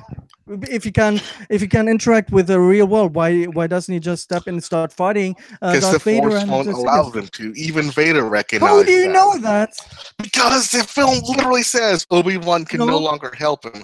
They can only come back and give that's an advice. assumption on your part. That's No, your that's something the interpretation. movie states. That's not an No, assumption. If you want to say no, that, oh, Lucas wrote that poorly, then that's on him. But they are following the same rules Lucas had previously set up. no, because by your logic, they can pick up a lightsaber and just start fighting people. Yeah, if So that's what what? they wanted to do, but the Yes, Force would not allow them to. how do you know that? Because they literally said he couldn't. No, they said he wouldn't I go. cannot interfere. That's what he said. Yeah, that doesn't mean Okay, so if the character would. says, I can't do this, then he can't do it. But if something else happens later and they don't make any claims that they couldn't do that, you're upset about it. That's what you're saying. Oh, this film has rules, and he said, "Oh, I can't do this here," so they don't do that. But they Yeah, don't so say they by the couldn't do same this logic, here so why haven't they used kamikazes then? If you're using the same logic, why haven't the Resistance just used kamikaze in all the movies? They because could they have don't kill themselves. That's a moral thing. they could have used auto pilots. Oh, that's not a No, thing now. they couldn't have. And if you want to make the argument They that could have oh, they used should have, droids. They could have used droids. I they got you first there. of all they had a limited amount of droids, and second of all, that was never the Bullshit. plan in the first place. Bullshit. No, Bullshit. They watch could the have films. used kamikaze on the Why? Death Star That's just a twice. stupid thing. People don't kill themselves for that. They're not Muslims. That's again not something that they would have done. You're just making up stupid stuff just to try to get a gotcha moment that doesn't reflect how It's a the film catching was done. moment because you're telling me they in all the thousands of years they haven't thought of this at any point using droids No, at they all. just decided not to do it. That's just retarded. No, Yes, it is. think about Because it. If that's the case, though, how come Obama didn't have drones just literally crash into everything in the real world? It's like, oh, well, we just have robots now, why don't we just crash into stuff? yeah, and here's someone in the chat says, so if Obi-Wan couldn't, why didn't Yoda, and why don't Sith Lords come back? Because not everyone discovered the secret. They literally But established that in episode 3. doesn't explain why Yoda didn't interfere in the fight. Because he couldn't. It probably following the same rules Obi-Wan He had. never said that. According to your logic, he said Obi-Wan literally Obi-Wan. said, I cannot interfere. Yeah, but Yoda never said. Yeah, because they would follow the same rules. No, how do you know that? Okay, when could Yoda interfere? If we're gonna go there, when could Yoda make that happen? I don't know. You're the expert here, so Yeah, I'm let's telling hear. you, there wasn't an opportunity for Yoda to do that. And if you watch the Rebels and the Clone Wars, you can see a glimpse as to how they would have came back. And again, the whole thing, even if they could, they probably wouldn't because that's not their characters. So, so you're saying because they don't want to interfere. First of all, you said they can't interfere. So now you Yes. say they won't interfere because that's the No, they characters. can't. That's what I'm going with first. And I'm saying, because you guys brought up the hypothetical that, oh, why didn't they? Or if they could, why wouldn't they? And I'm saying, if they could, they probably wouldn't, because that's not who their characters are. They have a strict Jedi code. Otherwise, again, same with the kamikaze thing, they would be doing that all the time, but that's not who they are. That's not the Jedi way. So That's again, just stupid. let's just That's move just away from hypotheticals and just actually go off of what the film okay. tells us, So why didn't the Empire do that? The kamikazes. because they didn't need to. They had cheap fighters. They can just, oh, let's just make a bunch of cheap stuff and just overwhelm people. That's how they operate. Now, better question would be, why wouldn't the Trade Federation do that? Because they had a bunch of droids. But again, that's not how things work, because they're expensive. Yeah, They have because costs. Lucas set the law that you couldn't do that. No, they The just Ryan didn't. Johnson There's retcons it. Oh, Ryan, people, stop being stupid. That's not what happened. stop calling me stupid, man. You were swearing at me earlier. You can handle me calling you stupid when Yeah, you make because you're stupid comments. condescending prick, for Yes, fuck's sake. because you're making dumb arguments. Yeah, and you're making even stupider arguments with a No, heavy I bias. actually tell you what happens on the film. No, you're film. telling your subjective side of No, what I'm you telling think you is what right. happens in the film, and because you haven't seen it, Your then side is don't know not what's the truth. Jesus Christ, motherfucker! What you're saying is not absolute truth. Where am I wrong? Bring up I've the said film. several Show times me where where I'm you are wrong. wrong. Actually bring up something in the film, show me where I'm wrong. Because I've told you several times, let's bring up the film so I can show you where the quotes come from, what happens in certain scenes. If you're going to tell me I'm wrong, you actually bring up the movies and tell me where I'm wrong. Otherwise, I'm going to tell you exactly what happens in these films, where it happens, why it happens. I'm going to bring up the audio cues. I'm going to bring up the script. I can I can't go as deep use the as you audio want. cues because it's copyright. Fuck's sake, Yo, man. you don't have to show it. I can actually tell you, hey, pull up your DVD player, go to this sequence. This is where this happens. Hey, check out the other DVD, put this one in, go to this time code. This is where that happens. I can do that for every one of these films. Whatever quote, whatever sequence. In fact, you can, if you want and you don't have the DVDs, you can just go to YouTube, or they can just send you the scripts because they have those scripts online. You can read the scripts. If you want to go into the older drafts of the scripts, you can do that because I know my stuff. And I know that's why I myself can as well. say this is what's happening. Because what you said with Ray is just a personal interpretation with her No, not that's what the being film able to train. presents. No, that's what you claim If because the film, they break the with lore. the whole mind trick thing, you asked about that earlier. The film gives audio cues as to what's happening. Audio So when you cues see- doesn't explain shit. Yes, it does. You know, understand what audio cues mean? Luke could only use the mind trick after he had trained between No. 5 and 6. Yes, he did. Who would he have done it on? He did it. Did the choking first on the one of the pigs, Okay, and who then did he used the practice Jedi on? mind trick Are you on the gonna tell guy me in that Luke Jabba's Skywalker palace. practicing choking people, or did he just do that because he already He had? used the Jedi mind trick in Episode 6 Yes. on the guy. Yeah, because he Yes. was trained. He didn't do it in 4 When or did 5. Obi-Wan train him how to use a mind trick? When did Yoda train him how to do a mind trick? We don't know what happened between 5 and 6. We know about a year's worth of what happened, and we have hints based on the novelizations. And I'm going to give you a hint. He just did it. It's not a super advanced power like the video games will have you believe. In fact, if you want to go even in Video the games Star Wars Rebels, aren't lore. when the Star Wars Rebels, we actually get to see a Jedi learn how to use the mind trick, and then later on, he just does it on his own. The first time he had a couple. Audio cues don't set the tone. They don't Yes, explain they anything do. of Do the you movie. understand how audio cues work in a film? Yeah, I do. And explain it to me. They set the mood for the scene. They set the mood for the scene, and no, that's not what an audio cue.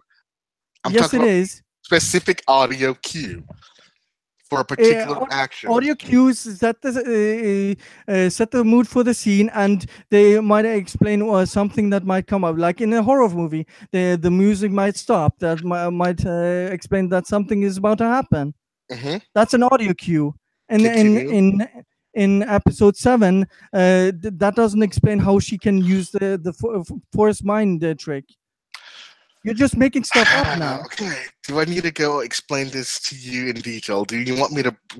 Do you have episode 7 with you, or can you watch it without playing it on the screen, without the audio coming through? I don't have it on me, no, and not right now. Okay. So I want you to go back when you have the time and listen to what happens when Kylo Ren interrogates Poe. When Kylo Ren interrogates Rey those 3 times, you will hear a distinct audio cue signifying that force power being used. Okay? So, that first time, he reaches into Poe Dameron's mind. Poe tries to resist, but he can't because Kylo Ren is overwhelming.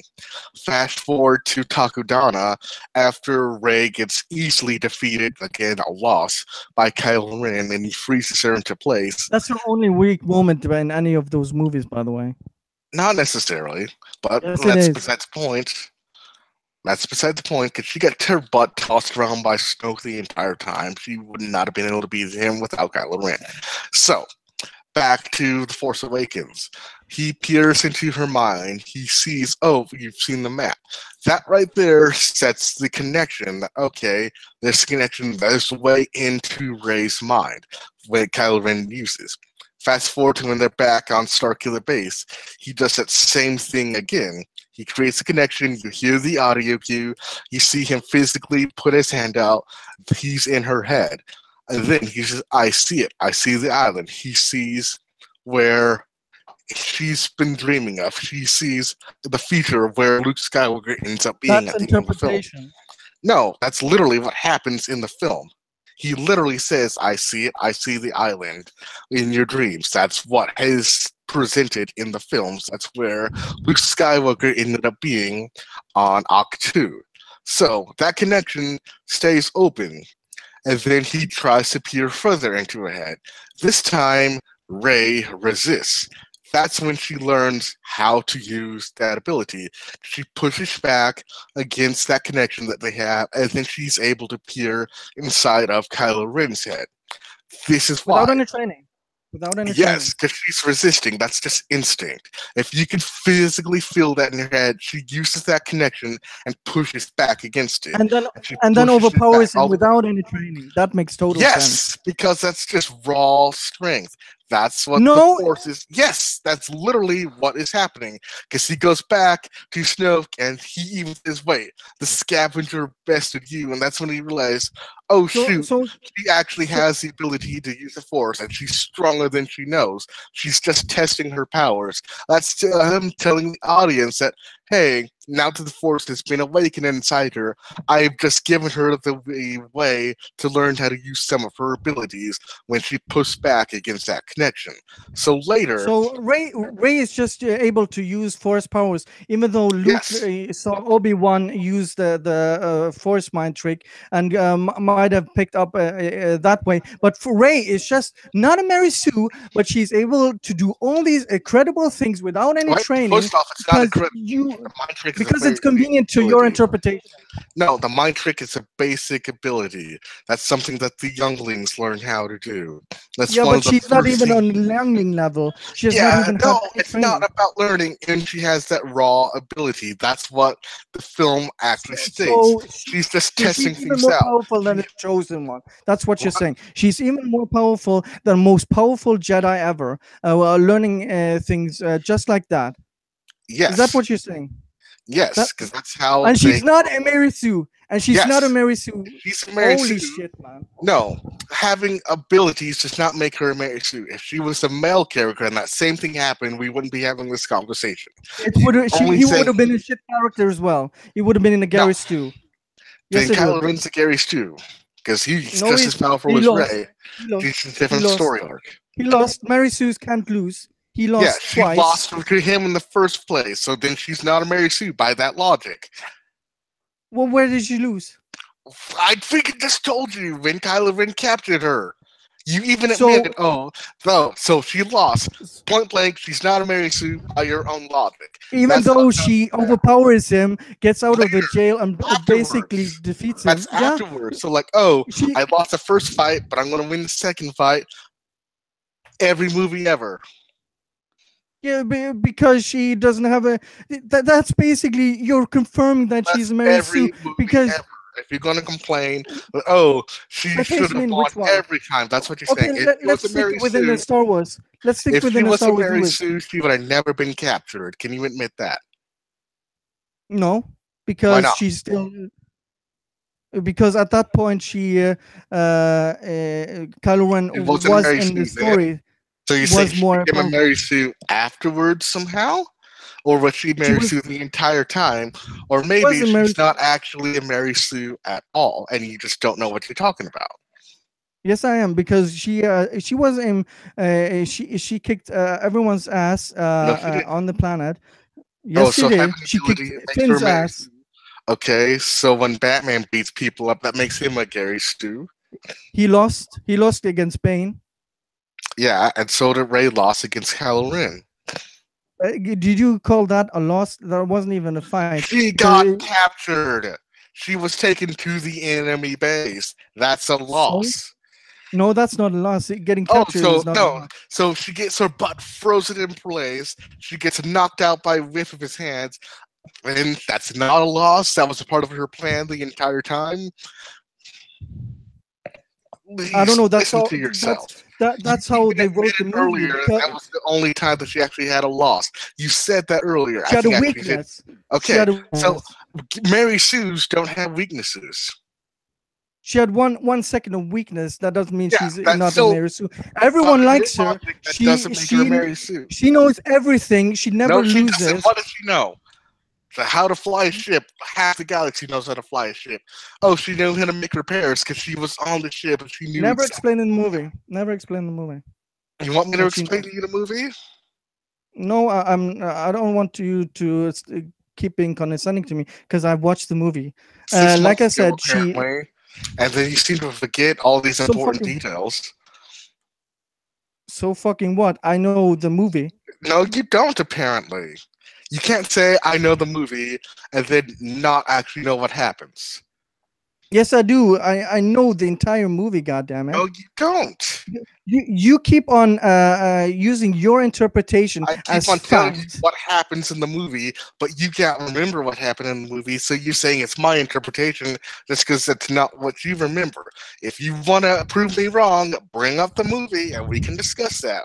But you keep I've saying already that you said can't. so. She knows how to use the force without training and beats Again, a trained training force is user. irrelevant. She learned from experience because she did the exact same thing that Kylo Ren did to her. That's what the audio cue tells us. So if Kylo Uh, Ren is able to make a connection, she pushes back against that connection. Then she decides, okay, I have this ability. I know that the Force is awakened inside me. I need to get okay, out of here. What do so Jedi's do? Oh, they make things float and they control people's minds. Oh, so I'm going to try to control this person's mind. Oh, how do I do that? Oh, I'm just going to say words. Oh, wait, that's not working. I need to use the Force. Oh, I'll make that same connection to this guy. Is that what Kylo Ren did to me? And I say it twice. Oh, now it works. That's what the film is showing us. Oh, Kylo Ren did this to her. She in turn tries to do that on someone else. That's her testing her powers. That's how these since things work. since you're harping about that she's not a Mary Sue. So actually happens when she gets captured? She actually gets stronger, but and there's no consequence in actually her being captured because she doesn't get injured. She beats everyone Not that everyone. she. Yes, she did. She beat Kylo Ren. Later, Even yeah. after So losing Han Solo and after losing Poe, not Poe, Finn, in fact, she gets her butt knocked out again. yeah, and she finds them when they're searching for her. So because Yeah, what's the difference? She would have gotten her ass out of there without any help of Han Solo and probably not. He Finn. would have found her eventually. How do you know that? Because she beats everyone in No, both because he movies. literally was distracted when he felt the presence of Han Solo, so his attention was pulled away from her and onto Han Solo. That's why he went to the place where Han Solo would be instead of going after Rey. And if you want to bring out the deleted scenes, which I'm not going to, but for reference, he actually goes to the Millennium Falcon where Han Solo was going to be at. So that right there tells you that his attention was split. It wasn't about her until after he had dealt with Han Solo. So, but that still doesn't explain that the capture doesn't suffer any consequences. Oh, she would have been recaptured, and Kylo Ren would not have treated her the same way. Not talking about the hypothetical. I'm talking about what actually happened. There was no consequences to what happened when she got captured. She got stronger and she beat him. Yeah, that's a mistake on Kylo Ren's part, which is something that the No, film. that's shitty writing. That's shitty writing. That's something that's about his character, where he feels like he doesn't need anything but himself. But that when he realized, oh, wait, maybe I'm not as strong as I want to be, because that's his whole arc about wanting to be Darth Good Vader. storytelling Calls him makes you out, something to overcome something stronger than you are. And Star Wars has always film been is done. like that, where The Batman got protagonist, captured in The Dark Knight Rises, but he comes back stronger than ever. Now, if you want to say it's makes he doesn't come stronger back. Doesn't come stronger back. He knows the weakness to Ben. That's why he defeats him. no, he He's also actually weaker. physically stronger because you No, know he's actually weaker. no, he's physically stronger. No, he has more will than he had before. He's not stronger. That's also mentally tougher and physically stronger because he He's needed not to make physically time. stronger. He just had his the whole back point broken. of building your body that they mention in the film because he needed to make the climb. That also will influence how he makes that fight later, where he's physically stronger and he's also mentally prepared. But that's a different movie. So back to Rey, I will agree. J.J. Abrams did a terrible job of giving her consequences. That doesn't make her Mary Sue. It just makes her a weaker character because she has less adversity to overcome. That's bad storytelling on J.J. Abrams. Wait, you're actually describing a Mary Sue without knowing it. You're saying she has no consequences and she has nothing to overcome. She can do everything. Rey still has obstacles to overcome. She doesn't have any. No, she does. She just does it way too quickly, which makes her character weaker, but that doesn't make her a Mary Sue. If she was a Mary Sue, she would have never gotten captured. Han or Poe or Finn or whatever would have been captured, and she had to go rescue them. But instead, her being able to get out of a tough situation is a part of her character because that's what she had to do her entire life. That makes sense on her character. It's just that the consequences were non-consequential because they did a very, very poor job of actually building stakes for her, even though she had some physical and mental stuff to overcome. And again, she was captured. You can't ignore that. But there were less stakes involved because J.J. Abrams was too busy trying to copy, A New Hope, and without realizing, hey, if I'm going to do all this for the character, it needs to be a personal thing. That's why having Starkiller Base be a Death Star 5.0 was a terrible idea. If you remove that element from because it's a copy paste from Episode 4. It's a shitty movie. But you can't say the film was bad if it's a copy paste because if Episode 4 it's the worst copy of the original movie. Of course, it's a shitty movie. No, it's actually a better copy because there's a lot of issues that Episode 4 has. That's a subjective opinion. That's a subjective opinion. It's what Lucas basically did. Yeah, but he did it worse. Yeah, he made the film worse, but that's the film that's canon now. And even then, The Force Awakens copying that movie, it still does it well. Even if it's less good, it's still a good film. But again, that's besides the point. The issue is you do realize you're actually conceding your points by not saying it directly, but that she's a Mary Sue. No, I'm saying that she was written poorly in the film, but she's still not a Mary Sue based on the definition of a Mary Sue. You could have a poorly written character not be a Mary Sue. Just because she's female doesn't make you have the ability to slap on the Mary Sue label. Rey, I don't do it because she's a female. Say the guy in Shoot 'Em Up, he's a Gary Stu because he just shoots everyone without any problems. No, Shoot 'Em Up, a movie called Shoot 'Em Up. That's an example of a Gary Stu. I will give you a better example of a Gary Stu. Freaking BB-8. Yeah, that's not a bad example. Yeah, especially in The Last Jedi. BB-8 I don't had. disagree with you. I don't disagree with you. But you're actually agreeing with me on this point. So I don't know why you have this big I'm contention disagreeing on the with me. label Mary Sue. I'm just saying her character, I will admit, is Okay, let's and ignore. not, Let's but she's ignore. not a Mary Sue because she still has obstacles. She still has something to overcome. They were just Okay, weak consequences, but they are let's ignore the still consequences. let's ignore the Mary Sue label for a minute. Okay, So you're agreeing with me that she is a bad written character with little to no consequences, where a movie is derivative and copy of episode 7. Uh, and we have so am four. I wrong? Yeah, oh, sorry. Episode 7 is a copy of episode 4. Sorry, that was mine. Are you agreeing with that? Mostly, I still think Ray had that potential in the film up until Starkiller Base. That's when her character weakens, but up until that point, she's a great character. She gets good arc, she has stuff to overcome, she's stuck in the past, worrying about her parents, and oh wait, your future lies ahead of you with Luke Skywalker. All that stuff, that's great until she gets to Starkiller Base, and then, oh, let's focus on this Death Star thing and not about her personal connection with the Force, with Kylo Ren, with Snoke, and Han Solo. If you remove the Starkiller Base elements, you can focus on that, and you can actually have consequences. So when you lose Han Solo, you care more about what that means to the characters, especially Chewie, Finn, Ray, and then Kylo Ren, and then you don't have to have a cutaway to Poe Dameron flying around trying to destroy the base. Because I think at Okay. that point you are splitting your focus, and I think he focuses too much on Starkiller Base and not the characters that matter. I think that's a big Okay, difference that's a between. fair enough. I agree with you there. But That's the I want difference. to ask you. I want to Go ask ahead. you something. What are Ray's flaws and weaknesses? In which film? Just Force Awakens or Just both of them? let's stick to Force Awakens for now.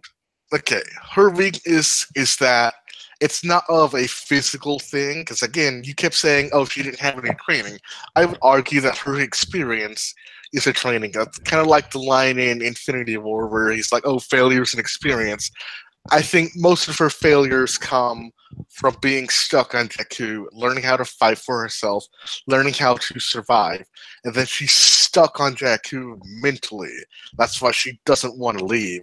So her arc, getting to the point where she actually wants to leave, she wants to go do something that shows her good nature, her good qualities. It's just that it's not very compelling because we don't know why she's stuck on Jakku because we don't know her parents. And then when we find out in the next film her parents were nothing, I think that actually strengthens that because she wants to be something. But it turns out it's not going to be what her parents made her, it's what she makes of herself.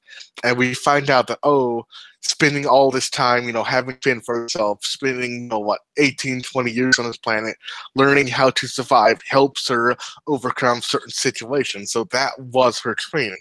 The issue is that is no consequence to her leaving Jakku because their parents are dead. Now, we don't know that in The Force Awakens, so what J.J. Abrams would have had to do was actually give a reason for her to say, what if they come back and I'm not there? As that should terrify her.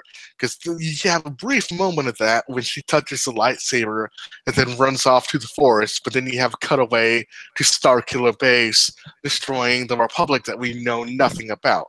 So again, that's J.J. Abrams poorly, what's the word, bringing about her character, and then once you have a brief moment like, oh, this actually should mean something to her, she should actually make an attempt to get back to Jakku, but she doesn't, so then it's inconsequential. But her mental arc about actually realizing she doesn't have to go back to Jakku is in the film, but it's weakened when you cut away to Starkiller Base, and then, oh, so we had to deal with the Death Star now, instead of focusing on her character and why she felt that way. If that makes sense. Well, I agree with you with resistance. I actually think we're finding more common ground when you actually are not being condescending to me. Um, I actually agree with you with a lot of the things. I still think The Last Jedi is a bit in the face of most movie fans. and the reason is just the entire movie. If you, the tone is all over the place. It feels like a Battlestar Galactica episode. Uh, you have a mom joke in the beginning of the opening scene. You have bombers. Why they don't use Y wings? I don't know why. They You probably didn't have have any at that point. we don't know that because the resistance is never explained. There's no But Han Solo. yeah, go ahead. Uh, Keep going.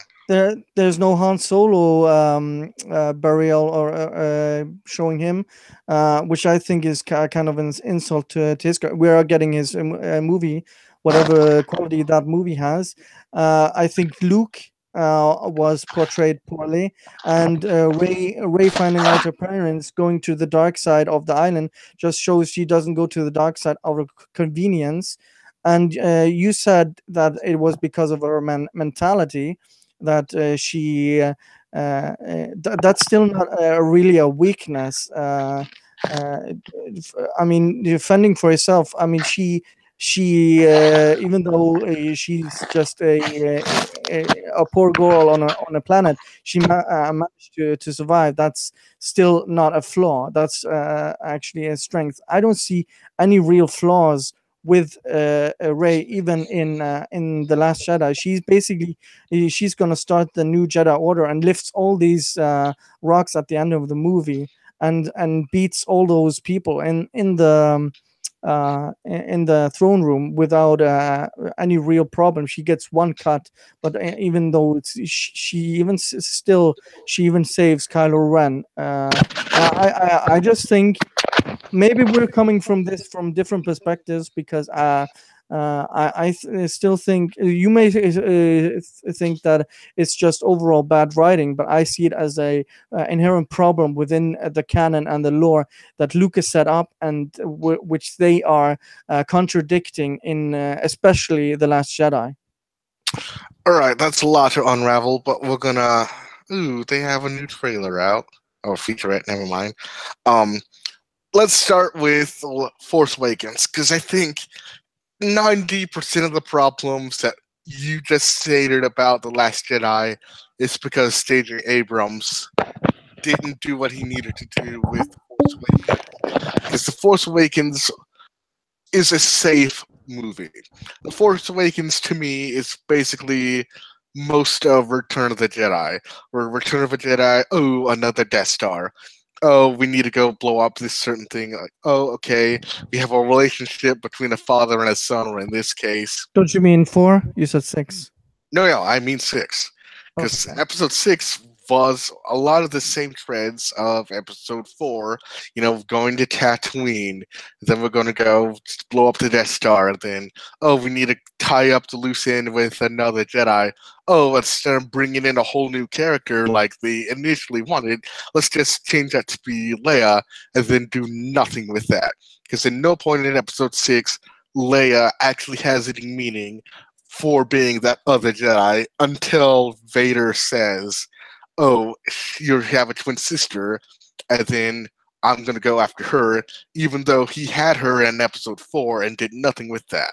So again, that's just Lucas having an idea and then being safe about it. Episode seven was too safe, and then Ryan Johnson, I think he has the appropriate amount of being original and bold and different, but people had just gotten used to safe. And then when he makes all these changes, it's actually more consistent with the Star Wars lore than people realize. It's just that, oh, he's doing stuff to these characters who I wouldn't think that it exists, especially with Luke Skywalker. Luke Skywalker is written very, very well, acted very, very well. The difference is that the decision he makes, people don't think he would have made that decision based on the character of Luke Skywalker in Return of the Jedi. And I would agree with that, except there's a 30-year gap, and we don't necessarily see that change. We just are supposed to assume, okay, Snoke, he influenced Kylo Ren, okay, influenced Ben, and then Luke Skywalker doesn't want that to happen. We don't actually see the Jedi Temple. We don't see the new recruits. We are given some exposition about that in The Force Awakens.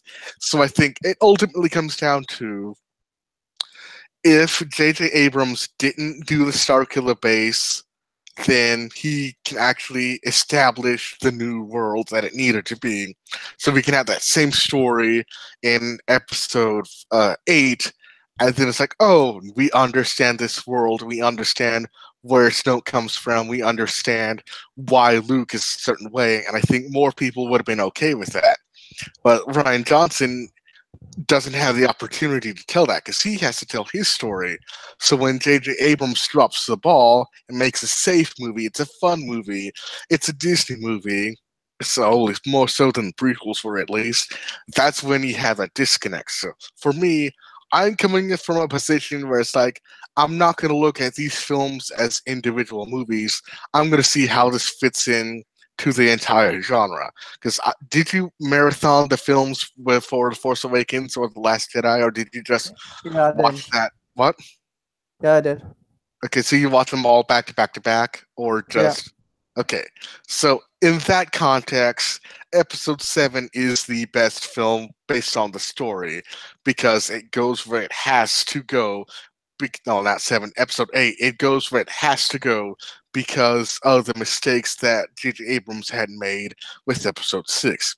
Because Luke Skywalker being on the mountain is something that George Lucas had wanted that character to be, but J.J. Abrams never stated why.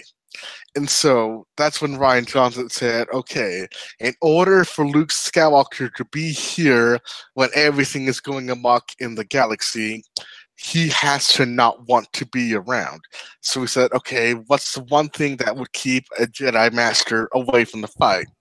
Exile. So that's why Luke Skywalker is in exile in that film.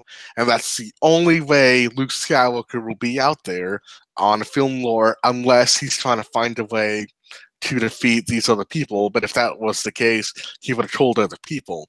So again, if you want to complain about Luke Skywalker being a certain way, you have to admit, okay, that's a mistake that J.J. Abrams did. I'm But not disagreeing with you there. yeah, I'm not disagreeing with you. It's just as much fault from J.J. Abrams than it is Ryan Johnson. The problem is that he, with purpose, you try to subvert all the expectation, and what I think he well, tried see, to I be don't think smart so about it. because he wouldn't know about the expectation because the script was finished while The Force Awakens was still being developed. So he had no clue how people would react to The Force Awakens. So he's writing his script based on, okay, this is where the characters end in the previous film. This is where they have to go on the next film. And it's very good writing when you see, okay, I had to take up this previous guy's work, and then I had to tell this story, and I had to move them to a certain place. So when the next guy, Colin Trevorrow, before he got fired, picks up the story, he can tell his story about where those characters end up in episode 9. Yeah, because he wanted Snoke and Luke to be alive. Yeah, but here's the problem. They can't be alive if that story is going to work, if that makes sense to you. Because if both Luke and Snoke is alive, then Kylo Ren and Rey don't matter. They could have used a different approach to the movie and not started right off the bat from episode 7. See, again, that won't JJ, work because J.J. Abrams did the cliffhanger ending, so you yeah, have no, to start there. If J.J. Abrams said, "Oh, we got the map, and now she goes off at a light speed," and that's where the film ends, that would have been fine. Granted, people would hate it because they don't see any of Luke Skywalker, which again, that's something George Lucas had done by putting Luke in exile. He just didn't give a reason why. But if J.J. Abrams ends the film with her going into hyperspace, and then The Last Jedi picks up like 6 months to a year later, and she just now found where Luke was, That's a very different film. And then Ryan Johnson doesn't have to have all these convoluted reasons to address the setups that The Force Awakens had. He Because could if have you used look, a. He could have done a time jump. not really, because you have to see what happens when Luke hands him the lightsaber. Because I don't Yeah, think but you can do that scene, extend it, and do a time jump and see them doing the training like they did in episode 5. I don't think a time jump works inside of a film unless it's like a Rogue One, if that makes sense. Because again, I will let you in on a secret. I It wouldn't hate. have. Go ahead. It wouldn't have to be years, just like weeks. Again, I don't think that works because again, I would rather have a Han Solo funeral at the end of 7, and then Ray leaves, and then you can have whatever you want for Episode 8. But J.J. Abrams, being the idiot that he is, because I'm not a fan of his work, I think him rebuilding a universe is fine, but telling that story, it ended on a way that does not work, and it's a disservice to Ryan Johnson. But no, back to Just one sec. Someone in the comment said just wanted to clarify because you said Kylo and Rey wouldn't matter if Snoke would have been alive. That's like saying Vader doesn't matter because Palpatine is still alive. Could you when was Palpatine introduced? in 4 or No, he was mentioned in 4, but when did we actually see him? off? Uh, is that once in Empire? Yeah, No, one scene. yeah, one scene in Yeah, 5, and and then we see he him in shows up in 6. Episode 6. Yeah. So, if they did that with Snoke, people would say, oh, all 3 films are just copying each other. That's why Snoke had to die in this film to get away from the repetition of the previous film. And now we have a compelling villain with Kylo Ren completing the task that Vader had started out, and he's actually controlling the galaxy. Because I think Kylo Ren's, even though he got bested by Rey, and people want to say that makes Rey too strong, he's still a way better character than Snoke ever could have been. Snoke is just interesting because he's a giant and he looks cool, but Kylo Ren's a better character than Snoke would ever been, because Snoke is essentially Emperor but tall. And then I also disagree with how he had lightning abilities in episode 8. I think we needed a bit more differentiation so that he doesn't come across a template character. Because I highly doubt that J.J. Abrams actually wanted Snoke to be the villain of the trilogy. I think it's always about Kylo Ren. It's just that Ryan Johnson didn't know how people would react to Snoke because, again, the script and the filming started before Episode 7 was released. So he didn't anticipate how much everyone would be interested in that Snoke, especially with the Snoke backstory, because his mind is like, oh, we didn't need a backstory for the Emperor and the originals, so why do we need one for Snoke? But he didn't take into account the prequels set up a whole generation where it was nothing but backstory.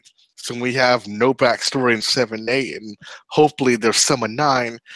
That's just a disconnect between the generations. And again, I would put the blame on J.J. Abrams for not setting up the universe because, oh, we have a new republic. It's 30 years afterwards, and the opening crawl gives us nothing.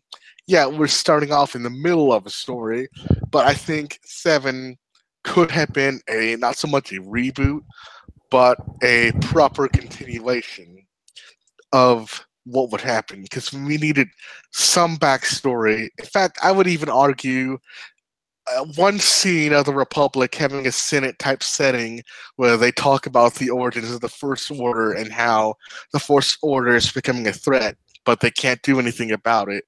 That would have been perfectly fine. So when they destroy the Republic at the end, oh, here's the stakes. The First Order is here to stay. Now we have consequences. But when we destroy 5 planets, only one of which we see for 3 seconds, no one knows what that is. And I think that's just very telling of the film as a whole. There's no consequences for the Republic because we don't know what it is. There's hardly any consequences for Rey because what we see of her is okay, but we don't know why she acts a certain way. We know she needs to get back to Jakku, but we don't see or even know why, and it's not very much articulated. Oh, I had to go back for my parents, and then you had the flashback. Yeah, that's fine. But what happens if he doesn't go back? How does that affect her character? And then with Luke Skywalker being put away, okay, why is he in exile? Oh, we see the flashback of Kylo Ren destroying the temple. Oh, that's interesting. And then it's not picked up ever again. And then you have, oh, we have the Knights of Ren. They're in the flashback. But oh, they're not picked up ever again. And it's all those things that there are a bunch of loose threads that J.J. Abrams threw out there, but he was not coming back to continue the story. Lucasfilm wanted him to do all three, but he only wanted to do one. So he knew that he was just setting up all these threads and then letting someone else come in and try to answer them. And Ryan Johnson basically decided, hey, some of this stuff is just extra junk that we don't need. I'm going to cut that out. So we cut out Snoke, he cut out the parents, he cut out Luke Skywalker. And it's like, okay, now we have these characters, the new characters, Rey and Kylo Ren, they're at odds. And I think that compelling arc between Rey and Kylo Ren, that's where the story had to be. And I'm glad Ryan Johnson put that there. It's just that he had to do things with the other characters, like, Luke Skywalker, Leia, and then he had to fix and address Snoke that J.J. Abrams had done in the previous film, so that when he got the characters where they needed to be, so we can actually set up a really good third film, he's going to take a lot of flack because everyone assumed after The Force Awakens, the film would go one direction, but it went a completely different direction. And you can also blame Lucasfilm for saying, oh, let's make 5 films in 5 years. If they would have said, let's make 5 films in 10 years and space them out a little bit more like Lucas had done, then this conversation wouldn't be happening. And then we would have a much different story to go work with. But I've talked Exactly. enough now, so you can talk the next half hour. I apologize again for talking too much. No, it was a question and you answered it. I think we can kind of finish here because the 2 hours is kind of a good length of where to quit. I'm sorry for swearing at you, but I know it I gets. was being condescending, but I'm not going to apologize for that because that's just my personality. I'm not taking it personally against you. I hope you understand that. That's just how I am. Because I've had, oh crap, wrong button. I've had like a stream like this multiple times, so my arguments are refined. But I would heavily encourage go back and rewatch the film, and perhaps we can talk about these same issues again when you have that fresh information on your mind, so we can actually pick things apart. Because I feel like we're at a disadvantage where I'm here and then you're on the opposite side. We're arguing for two different sides. But now that we both agree about, okay, here's where Ray is, then we can watch the film and say, okay, this is why this happens versus Mary Sue, if that makes sense. Yeah, okay, and that's fair enough. Do you have anything you want to share before you we? Go watch the Han Solo movie. I know some spoilers. It's actually going to be really good. Based on what I've heard from this conversation with you, I think you might actually really like it a lot. And yeah, there's a black female in this movie, so don't freak I out don't. about that. I don't care if there's a black female. I just want good stories. Yeah, but I will ask you this if we have time. Sure. Even though The Last Jedi went a direction that you don't agree with, for what it is that not a good story in and of itself, despite your disagreements with character actions. What do you mean? In terms of what actually happens in the film, is that a good story? You say, hey, we have, let's say, Luke and Kylo Ren or hashtag Reylo, their arc where they are two guys that are disenfranchised by their mentors. You have Rey, who's disappointed in Luke and he rejects her. And then you have Snoke, who's disappointed in Kylo Ren for his failure, and then he's rejecting him. And then Kylo Ren rejects the notion that he has to be Vader becomes his own character, and Rey actually realizes that her parents don't matter and she is who she wants to be. She is a character that she needs to be on her own. She's not beholden to Luke Skywalker or her parents. Them coming together, realizing that they're not compatible in that sense, and then splitting apart. But yeah, that arc, we're gonna forget Finn and Rose because I'm pretty sure you're gonna hate Finn and Rose. In fact, we'll just Yeah, we skip everything. didn't. We didn't even actually get into that, but yeah. Yeah, and then we have Holdo and Poe and Leia, which again I think a lot of people misunderstand. But even though Mary we may Poppins, what? the Mary Poppins scene. Okay, I have to address that. I clearly may be someone who's just fanatical about Leia actually having force powers, but what bothered so many people about that scene? Was it just the filming? Because I admit the filming and the green screen looked weird, or was it the fact that she had powers that threw people off? Well, what I think, or what Well, what is do you that a think question? about that scene? Because I'm confused as to why so many people don't like it. First of all, I think it's because it's the way she used the powers, not that she has powers. It's the way Okay, she uses them. so it's just if they filmed it differently, or she wasn't in space for so long, that might have made it better. Yeah, people would have actually enjoyed seeing her actually developing, being able to use the force more. I don't think the issue was that she might be become a Jedi or whatever. It's just how it was shot and used. All right, so I guess that makes because I've heard Super Leia and then the Mary Poppins thing. So if it wasn't that type of shot, it would have been just fine. Just film it differently. Okay, that makes sense. All right. And you asked about what I think there's a potential of a good story in there. I don't know how many drafted. What I saw from a report was they actually used the first draft of the movie. I don't know if that's I entirely think true. he had two, because he was the only person that wrote the thing. So Yeah, maybe having another person go through it may have changed a few things that would have been better. But he has his own trilogy now, so I guess yeah. Lucasfilm. The thing is, the only thing that I think came out well in that movie is Kylo Ren. I don't think that's I think a universal thing that people actually liked. I think a lot of stuff that people didn't like is how characters were handled and how the stories were handled. But again, that's not just Ryan Johnson's fault. It's people are frustrated with how they have developed these two movies and the payoff in this movie, and is still setting things up for a third movie. That's I think what people's issues are. Hmm. All right. Well, I have. How much longer do you have? Because I have about 15 or so minutes. Is that okay with you?